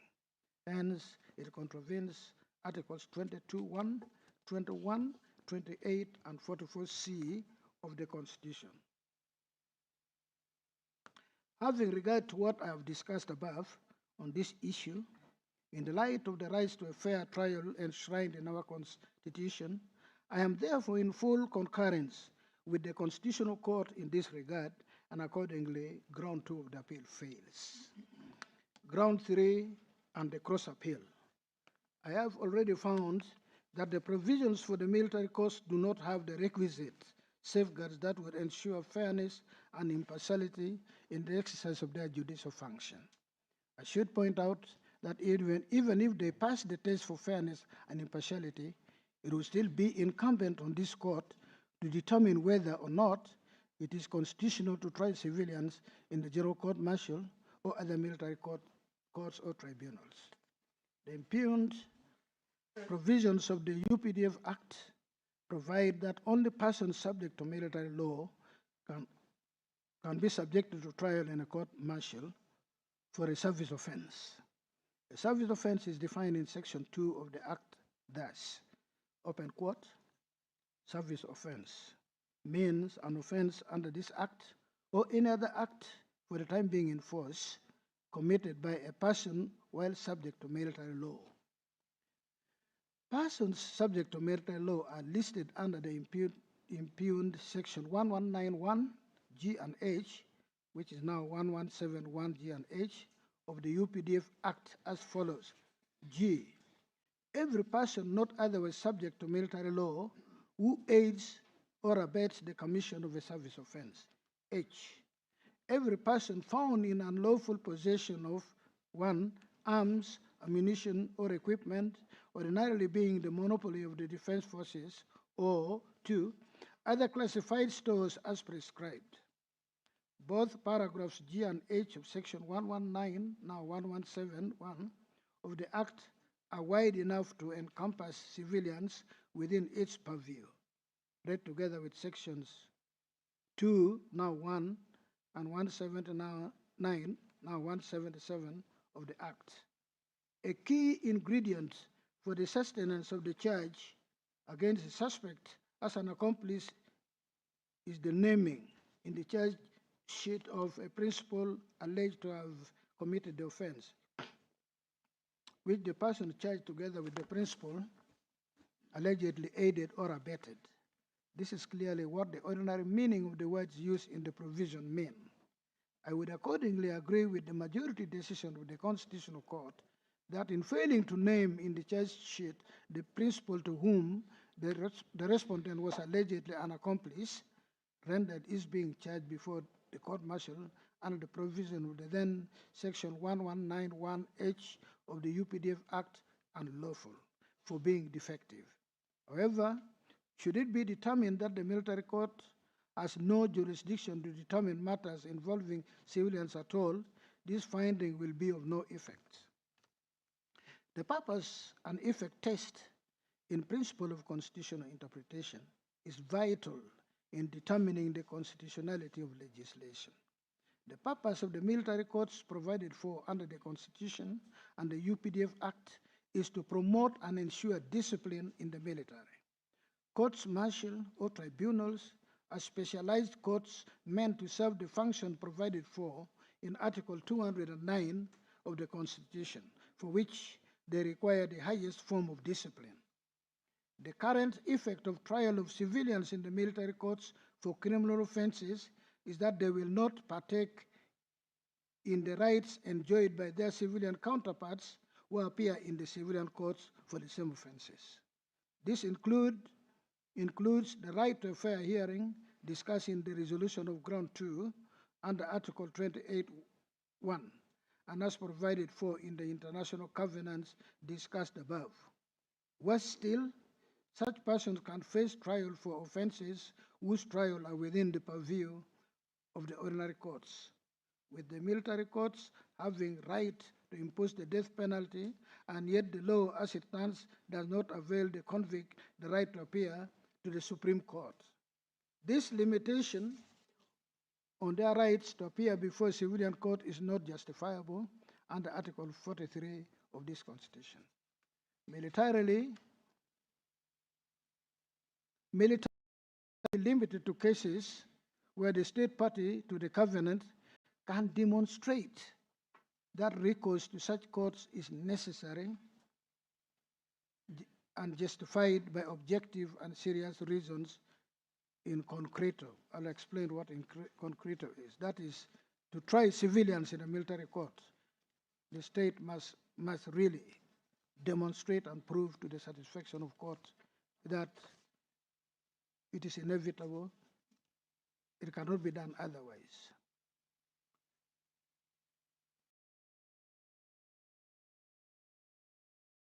So, A, it must be proved that the ordinary courts are not competent to hear the case, that the civil courts or ordinary courts cannot hear that case.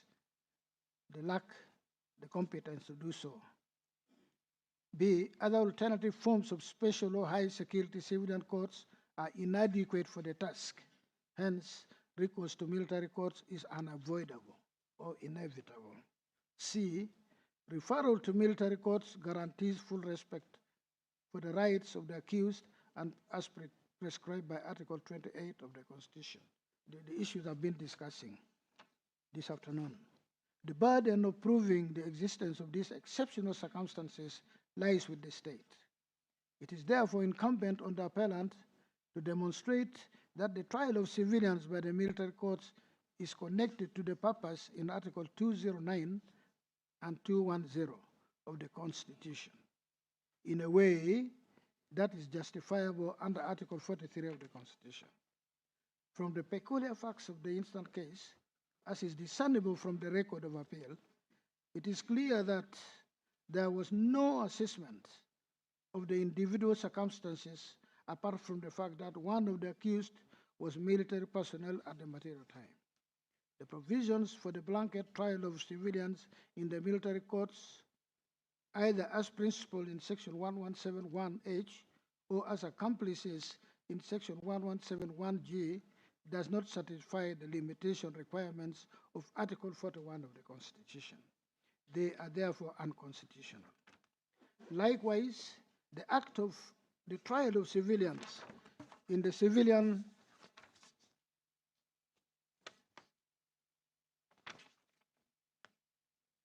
in the military courts under those provisions is unconstitutional. Excuse me.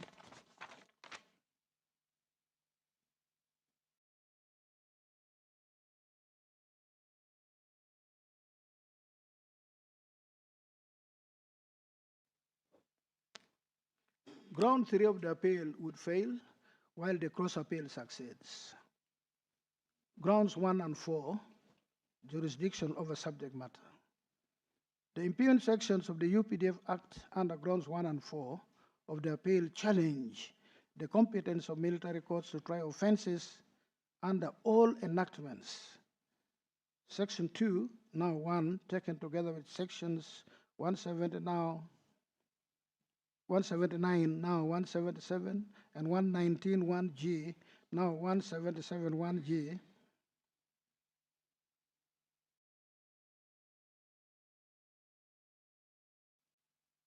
of that act leads to the concurrent jurisdiction of the military and civilian courts in criminal matters.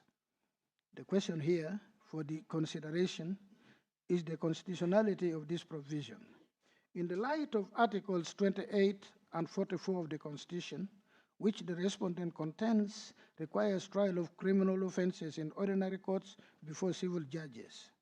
Having found that the courts martial should not generally try civilians, I would narrow the issue at hand thus, open quote, should military officers be tried in the courts martial for all civil offenses in addition to disciplinary offenses, close.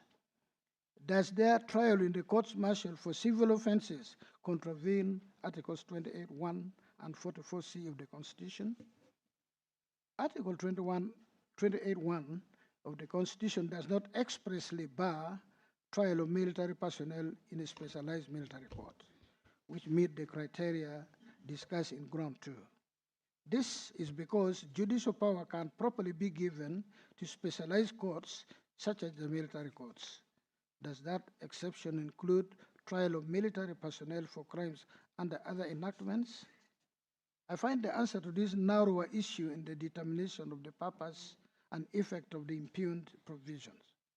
I have already held that the maintenance of discipline is a valid purpose.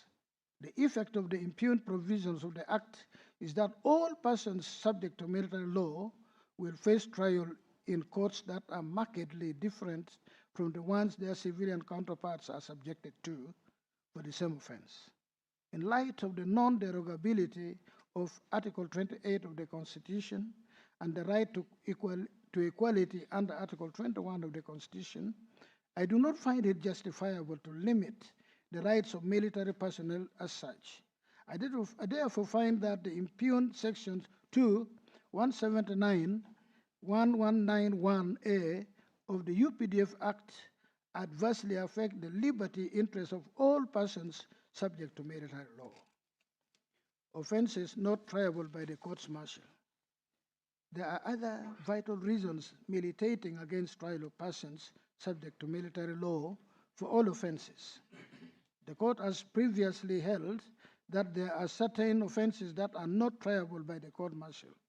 This is so where a particular act grants jurisdiction under it only to specific court or only with consent of the DPP. It would therefore be wrong for Parliament to cause a conflict by conferring on courts martial jurisdiction to try such an offense or a similar offense. Where an offense attracts the death penalty, a court martial should have no jurisdiction to try it until a right of appeal is created from sentences for offenses attracting life imprisonment and death penalty to the court's record as is available to the other persons and provided for by the Constitution.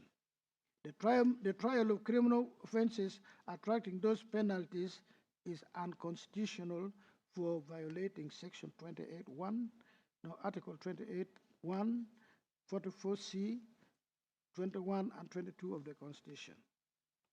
Effect of subordinate court subject matter. Additionally, as already noted, the General Court Martial and other military courts are all subordinate courts. See Attorney General against Uganda Law Society, Mulenga, Justice of the Supreme Court. However, I do not agree with the finding in the Attorney General Uganda Law Society that the General Court Martial is subordinate but not lower than the High Court. That is self-defeating. It's contradictory. That it is not lower than the High Court and enabling it to handle offenses at par with superior courts of record. Assigning the ordinary English meaning to the word subordinate, all courts martial are subordinate courts created under 1D can only have jurisdiction that is lower than the High Court. Holding that it is subordinate but not lower than the High Court is contradictory. It actually makes no sense. It is illogical and has the potential to create an absurdity when it comes to the hearing of capital offenses. Should Parliament desire to grant them the jurisdiction to handle capital cases, then it will need to do so in line with the Constitution. With this finding, the hearing by all courts martial of offenses within the jurisdiction of the courts of record is unconstitutional under the Articles 28(1), 44C, 128(1), and 129D. I hereby find that Section 177, 117H, 1H of the UPDF Act are unconstitutional insofar as they, without qualification, allow for trial of persons subject to military law for civil offenses within the General Court Martial and other military court tribunals. Basing on this analysis and finding, grounds 1 and 4 of the appeal would fail.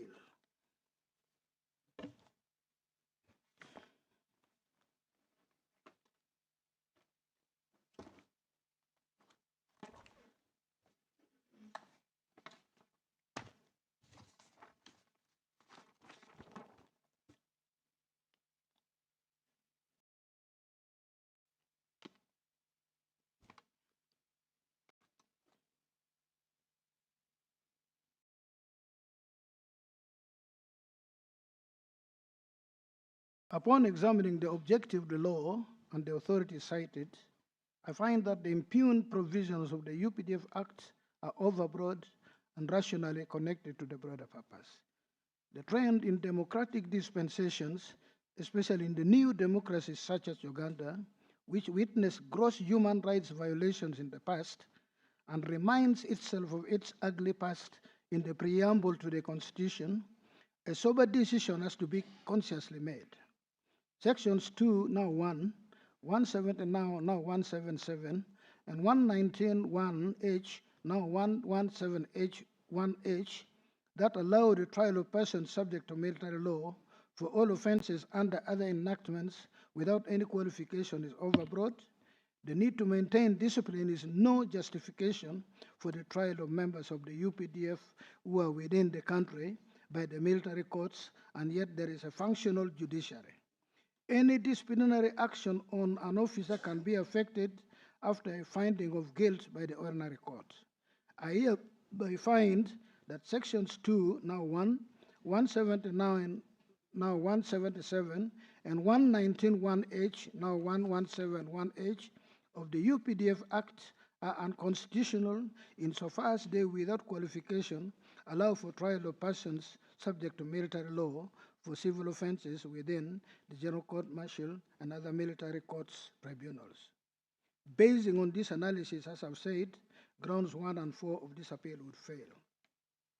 Having made the findings that the provisions of the UPDF Act that confer powers on the military courts to exercise judicial powers are unconstitutional, there arises the consequential issue of the fate of those who, at the time of this decision on unconstitutionality of the UPDF Act, are facing charges or undergoing trial or have been tried and convicted before or by the military courts.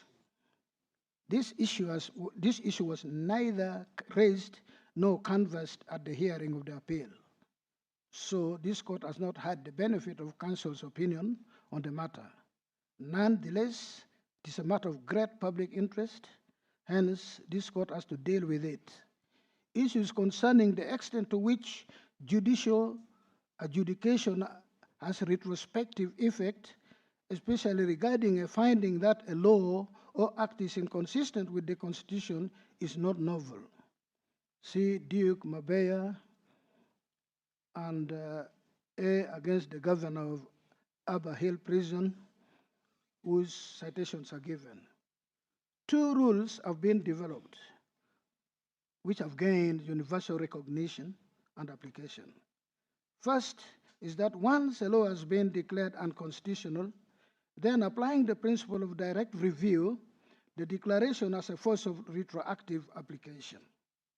Where, however, the accused person was convicted under a law that is later declared unconstitutional and has either exhausted the appeals or has not pursued an appeal, the matter is taken to have been concluded.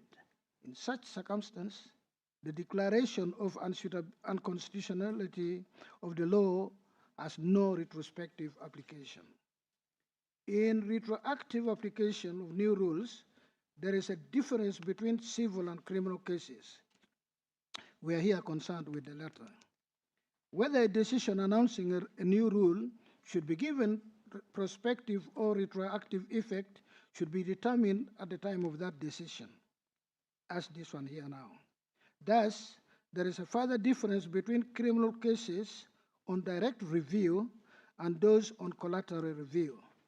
Direct review concerns those criminal cases where the person seeking relief arising from the new rule has not yet been tried, is undergoing trial, has been convicted, but is still pursuing a direct appeal, while collateral review refers to those cases where the criminal defendant has exhausted all direct appeals, if any.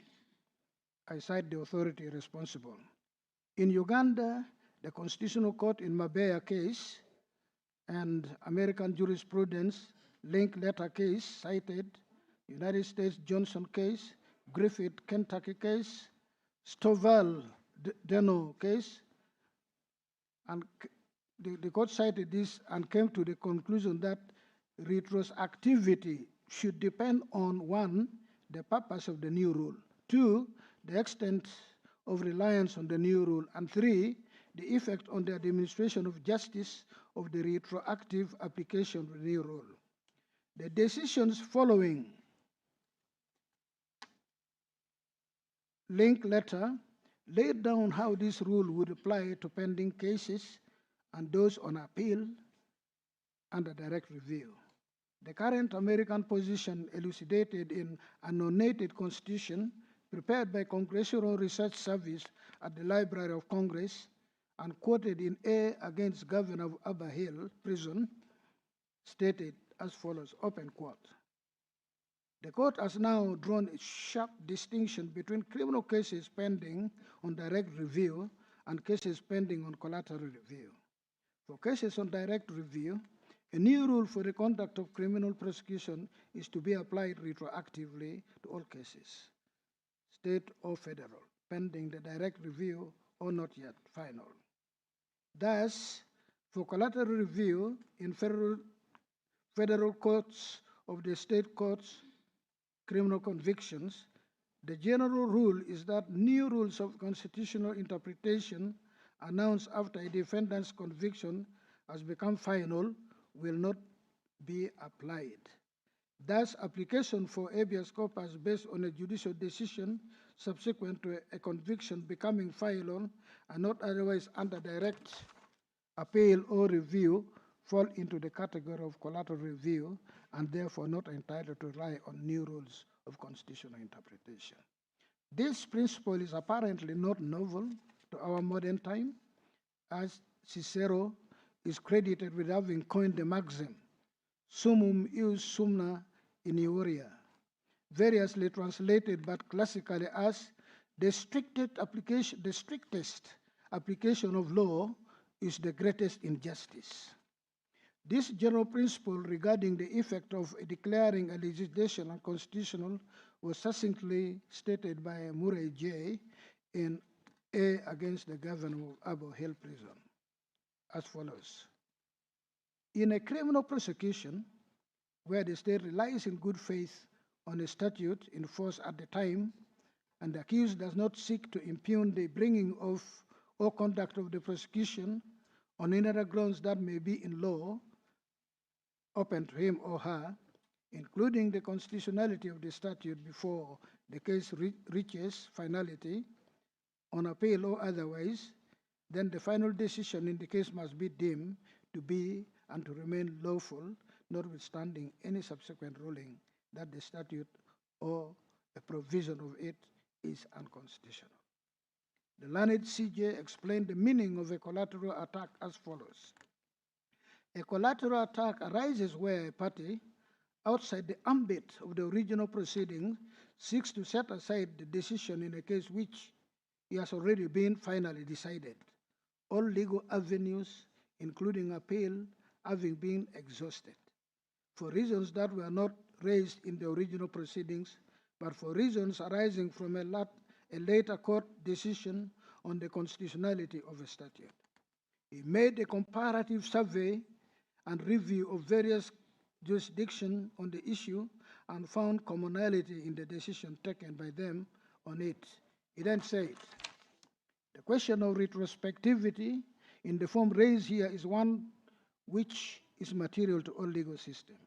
The fact is that at no stage during the course of the hearing of this case was the court's attention drawn to any system of justice in which a finding that a law is unconstitutional, even where this is deemed to be so ab initio, meant that previous and final judicial decision based on such a law must inevitably be considered unlawful and of no effect in law. I'm not aware of any legal system to that effect. Referring to the situation obtaining in the US, said there are transcendent considerations which militate against complete or absolute retrospectivity. Fundamental interest of public policy requires limitation on the retroactive effect of judicial decisions. The legal order and the administration of justice is not one perfect symmetry. As Justice Benjamin Cardozo observed at page 161 in his seminal work, The Nature of the Judicial Process, Yale University Press, 1921, we like to picture to ourselves the field of the law as accurately mapped and plotted. We draw our little lines and they're hardly down before we blur them. Although judicial adjudication do not have retroactive effect, there are important exceptions and restrictions to that effect. A line must be drawn in the interest of justice. The CJ further elucidated on the matter thus. A judgment condemning a statute for being inconsistent with or contrary to the Constitution does not mean that all which was done or decided under the statute prior to the decision on constitutionality is in all circumstances void and of no effect. It is a principle which is, for reasons indicated in the various judicial dicta which I've cited, consistent with the Constitution as a whole. The common law dimensions of our legal system and the legal system of many other countries in which the courts have the same or an analogous power of judicial review of the validity of laws. Then he said, certainly issues concerning the constitutionality of statutes are on a plane higher than the mere common law. They concern questions fundamental to the rule of law, the protection of rights, and the very framework within which, in the words of the preamble of the Constitution, true social order is attained. Normally, those fundamental constitutional concepts, such as the rule of law, individual rights, justice, and a social order based on that rule of law, blend together so that the principles of constitutional justice to be applied to resolve issues may be readily deduced. On other occasions, some of those considerations may be competing or even conflicting ones, where the courts have to balance those different interests so as to do justice within the framework of the Constitution. In this instance, one may say in broad terms that there is a competing interest between the claim by the applicant that he stands convicted under law which has subsequently been found to be inconsistent with the Constitution as from 1937, and the interest of justice, including the rights of the victim, where he was otherwise lawfully convicted of unlawful carnal knowledge of a 15-year-old girl, in circumstances where, as his counsel acknowledges, the conviction and sentence were not tainted by any want of fairness or injustice. Thus, the effect of absolute retroactivity, for which the applicant argues, in a sense raises competing consideration, which the court has to address having regard to the provisions generally of the Constitution and what Henchy J. alluded to as transcendent constitutional consideration, the public interest, the common good, and social order. In response to the argument that the declaration that a law is unconstitutional, the learned CJ had this to say: absolute retroactivity based solely on the notion of an act being void ab initio, so as to render any previous final judicial decision null, would lead the Constitution to have dysfunctional effects in the administration of justice. In the area of civil law, it would cause injustice to those who had accepted and acted upon the finality of judicial decision. Rights which had become vested in third parties as a consequence of such decisions would be put in jeopardy. The application of a principle of absolute retroactivity consequent upon a declaration of unconstitutionality of an act in the field of criminal law would render null and of no effect final verdicts or decisions affected by an act which at the time had been presumed or acknowledged to be constitutional and otherwise had been fairly tried. Such unqualified retroactivity would be a denial of justice to the victims of crime and offend against fundamental and just interests of society. I find these authorities quite persuasive and applicable to the current situation, because the constitutional rules declared touch on the fundamental aspects of a criminal trial in a democratic dispensation. In the present case, we have those who have been charged, those undergoing trial, those convicted and in the process of challenging such conviction, as was the case in the Lieutenant Ogwang case supra, and those whose conviction is final. This is the situation of the obtaining with regards to those who have been defendants in the courts martial. I consider that the first three categories that fall under direct review can without any difficulty take benefit from the rules expounded herein as regards trial in the courts martial. However, for those whose trial is completed or who are also referred to as those on collateral review, it is my considered opinion that they fall within the exception enunciated above. In the event, I will make the following declarations. 1. The Summary Trial Authority, STA, and the Unit Disciplinary Committee, UDC, are respectfully, lawfully established under sections 191 and 192, now 189 and 190, and section 195, now 193, of the UPDF Act as military tribunals. 2. The provision of section 197, now 195, of the UPDF Act establishing the General Court Martial as a competent court is constitutional. 3. The General Court Martial created under section 197, now 195 of the UPDF Act is a subordinate court of law but with specialized jurisdiction. 4. The provisions of section 179, 1 and 2, now 177, 1 and 2 of the UPDF Act, read together with section 197, 2, now 195, 2, which grant the subordinate military court's jurisdiction over capital offenses, contravene Article 129, 1D and Article 126, 1 of the Constitution, hence they are unconstitutional. 5.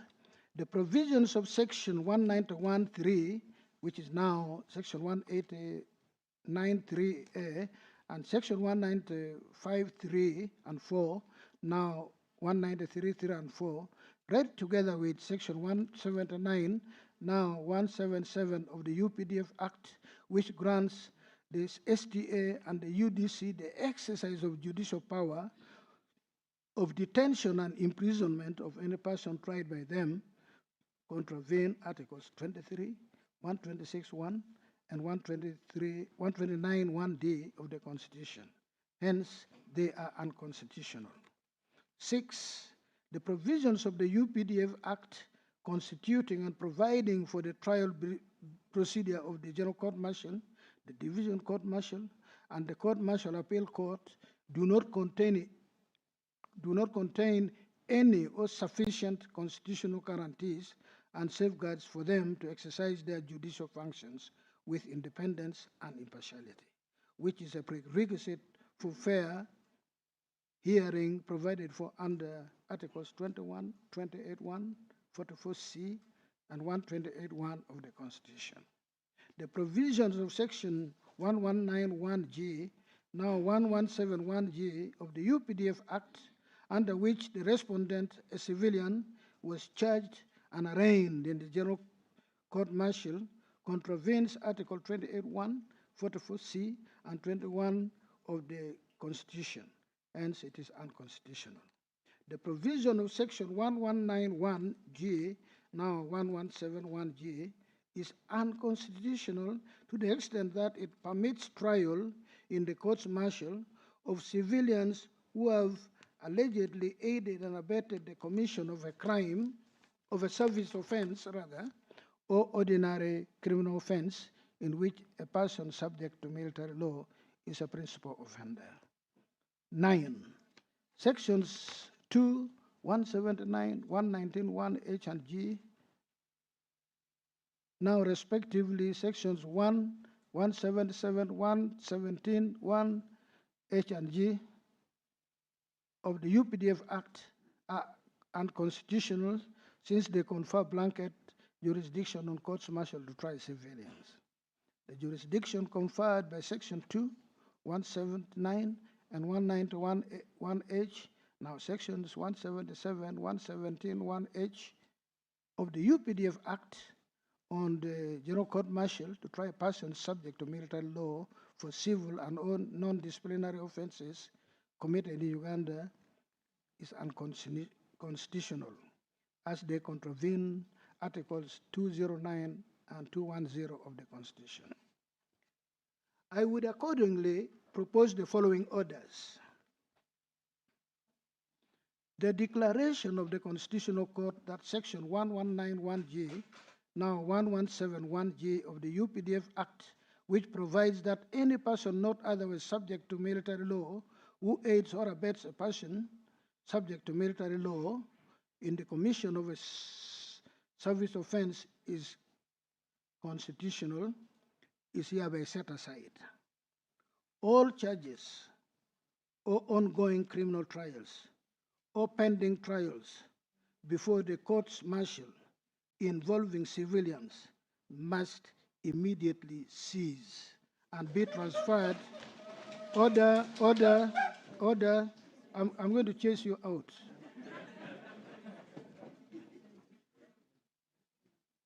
This is not cloud 9 where you can.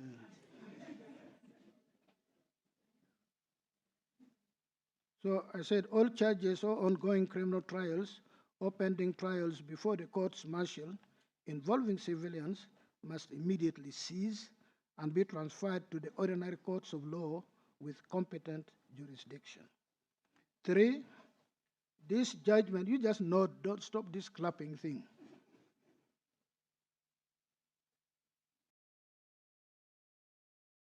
Shall have no retrospective effect on any conviction made and sentences imposed prior to the date of this judgment, save where the conviction and sentence is being challenged in a court of law. All pending trials or partly heard criminal cases that fall under the civil law court's jurisdiction, which are against members of the UPDF who are subject to service law, must be transferred to the civil courts with competent jurisdiction. 5, save for the issue of the establishment of the General Court Martial as a court of law, this appeal fails and is hereby dismissed. The cross appeal is hereby allowed. The respondent is entitled to the cost of this appeal and in the Constitutional Court. I'm going to empty the court and I read the judgment without any of you. Just try me again one more time and you'll see.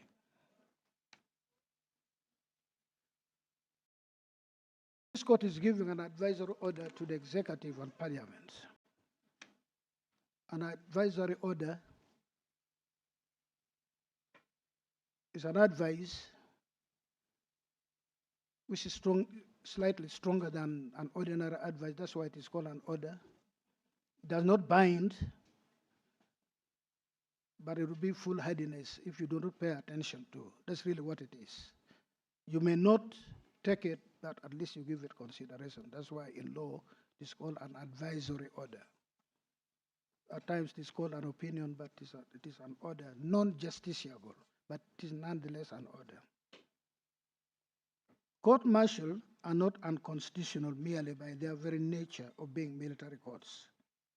The people of Uganda pronounced themselves in the course of the making of the 1995 Constitution, expressing their fervent desire to make a break from the ugly past that characterized life in our country, especially the grave abuse of human rights by the military. The Ugandan military has since been transformed into a professional force, and it has made remarkable contribution to ensuring regional peace, security, and stability. It is rather contradictory and rather disconcerting for a military force built on new and commendable professional dispensation to operate under the same legal framework that failed to check or avert military abuse of power with unspeakable ramifications. The 1995 Constitution provided the new wine, which the UPDF Act, as instead through the impugned provisions of the Act, sought to store in old wineskins, as it were. This is a blatant negation of the aspirations, desire, hope, and wishes of the people of Uganda, which the framers of the 1995 Constitution meticulously enshrined in no uncertain terms in the Constitution. It is noteworthy that in Uganda Law Society against and Karugaba against the Attorney General, the Constitutional Court observed that the Constitution was unfortunately being ignored and recommended that Parliament could amend the Constitution to provide for any special needs of the military. It said, open quote, "The UPDF is currently being operated under laws and practices which still contain colonial relics in total disregard of the Ugandan Constitution. No attention was paid to this problem when drafting the 1995 Constitution.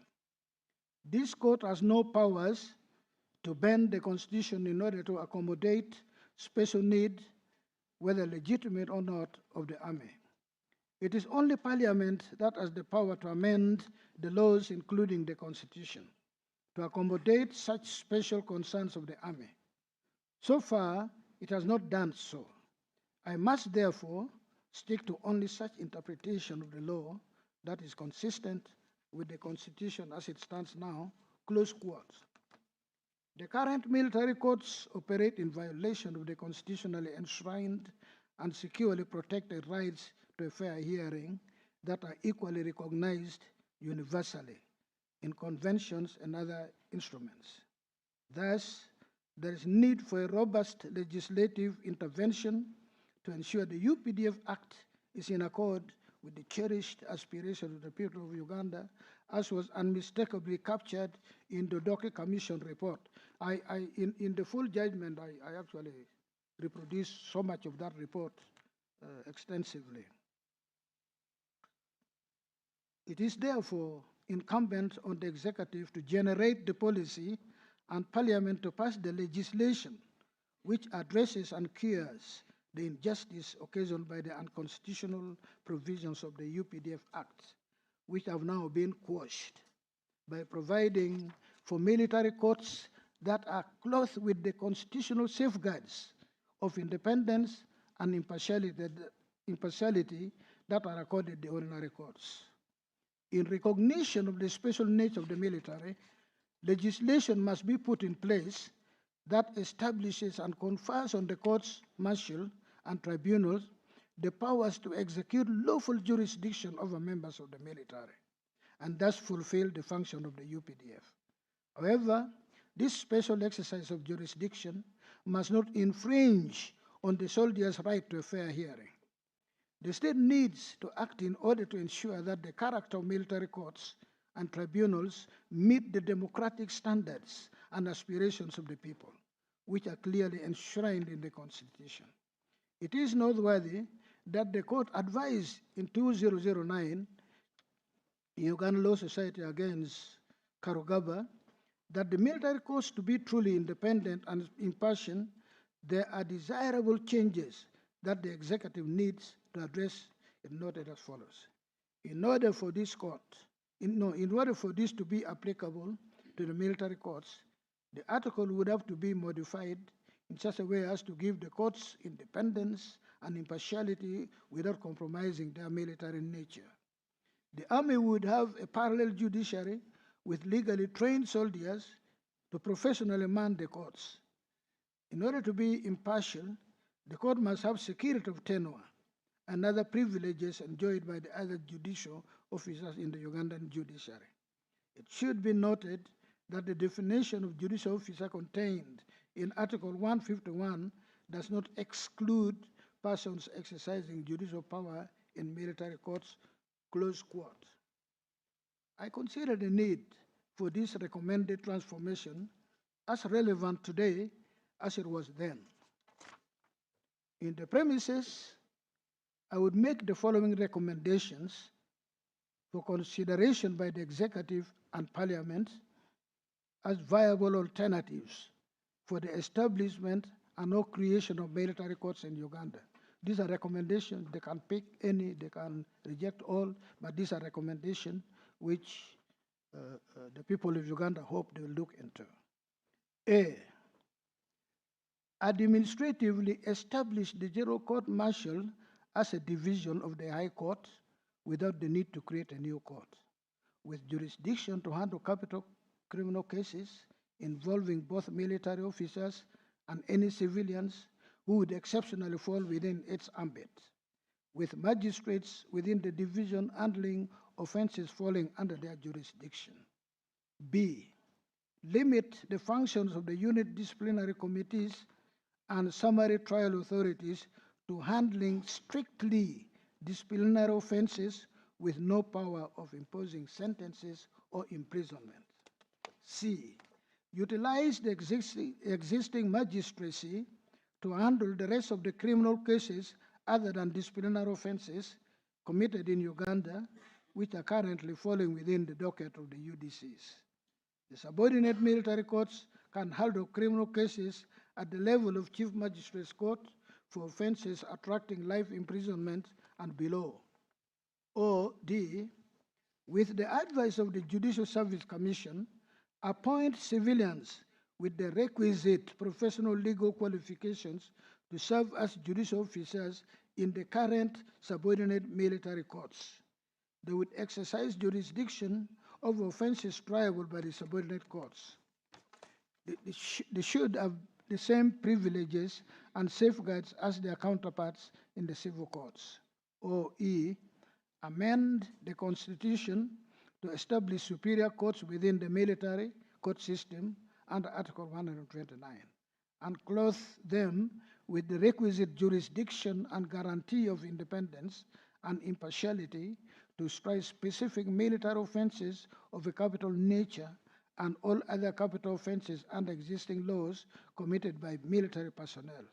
Or F, provide in the UPDF Act for the High Court to sit as a court-martial with power to try all criminal capital offenses within the High Court jurisdiction, and those unique to the military that attract a maximum of life and death sentences.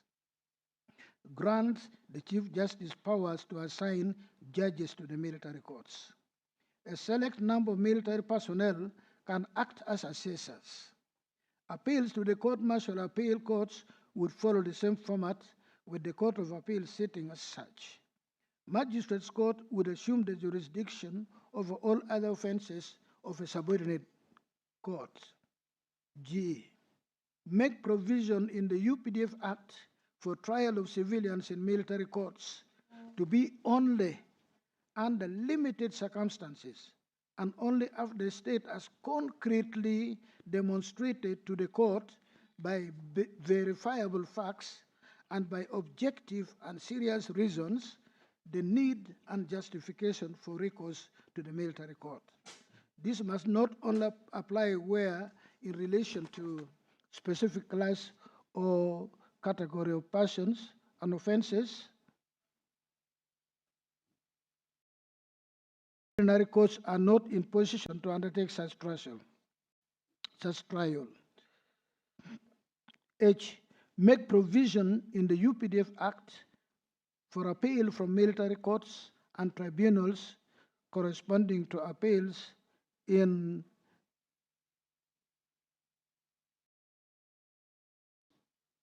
each of the options suggested above.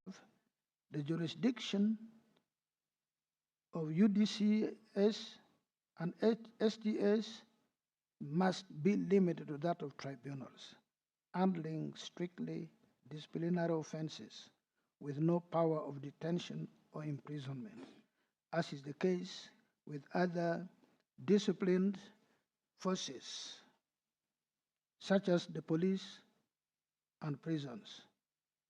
Dated Kampala this 31st day of January 2025, Alphonse C. Owindolo, Chief Justice.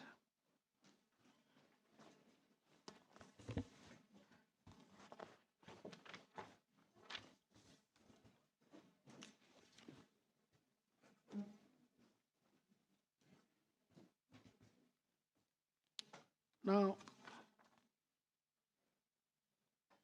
since my brothers and sisters agree either unanimously or by majority concurrence of the orders proposed in this judgment of the Chief Justice, orders are hereby accordingly given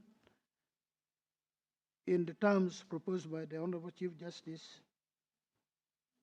According to that ratio, judgment is delivered in Kampala this 31st day of January 2025.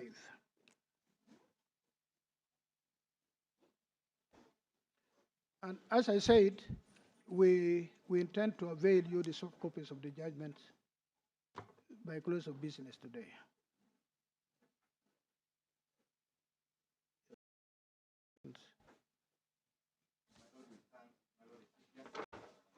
Of the Supreme Court, on behalf of the respondent, we thank this court for this bold decision. And at the same time, as a senior lawyer, we also seek for forgiveness for some lawyers practice and utter issues they do not understand, which tend to undermine the essence of this court.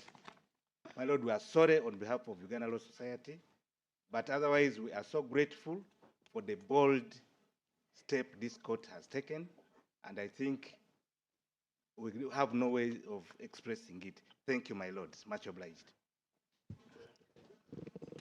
My Lord, for my clients who expected to go to the General Court Martial, Who are your clients? Caleb Councillor Alaka Alaka? and the Lord Mayor, who were sentenced to 1,000 shillings in the General Court Martial, they will miss out on claiming. The Lord Mayor. That's why he's not dressed as a lawyer today. he thinks I was going to jail him or what? We're only grateful, my Lord. You know, this now we are done. One time he invaded me here. Lord Mayor, when you invaded me with journalists and some stranger lady, I had gone to the Kitezi site to see how an irresponsible administration of a city can cause such misfortune. That's why you did not find me here. I'd gone to Kitezi. Yes, yes. So it's okay. We can go. Yeah.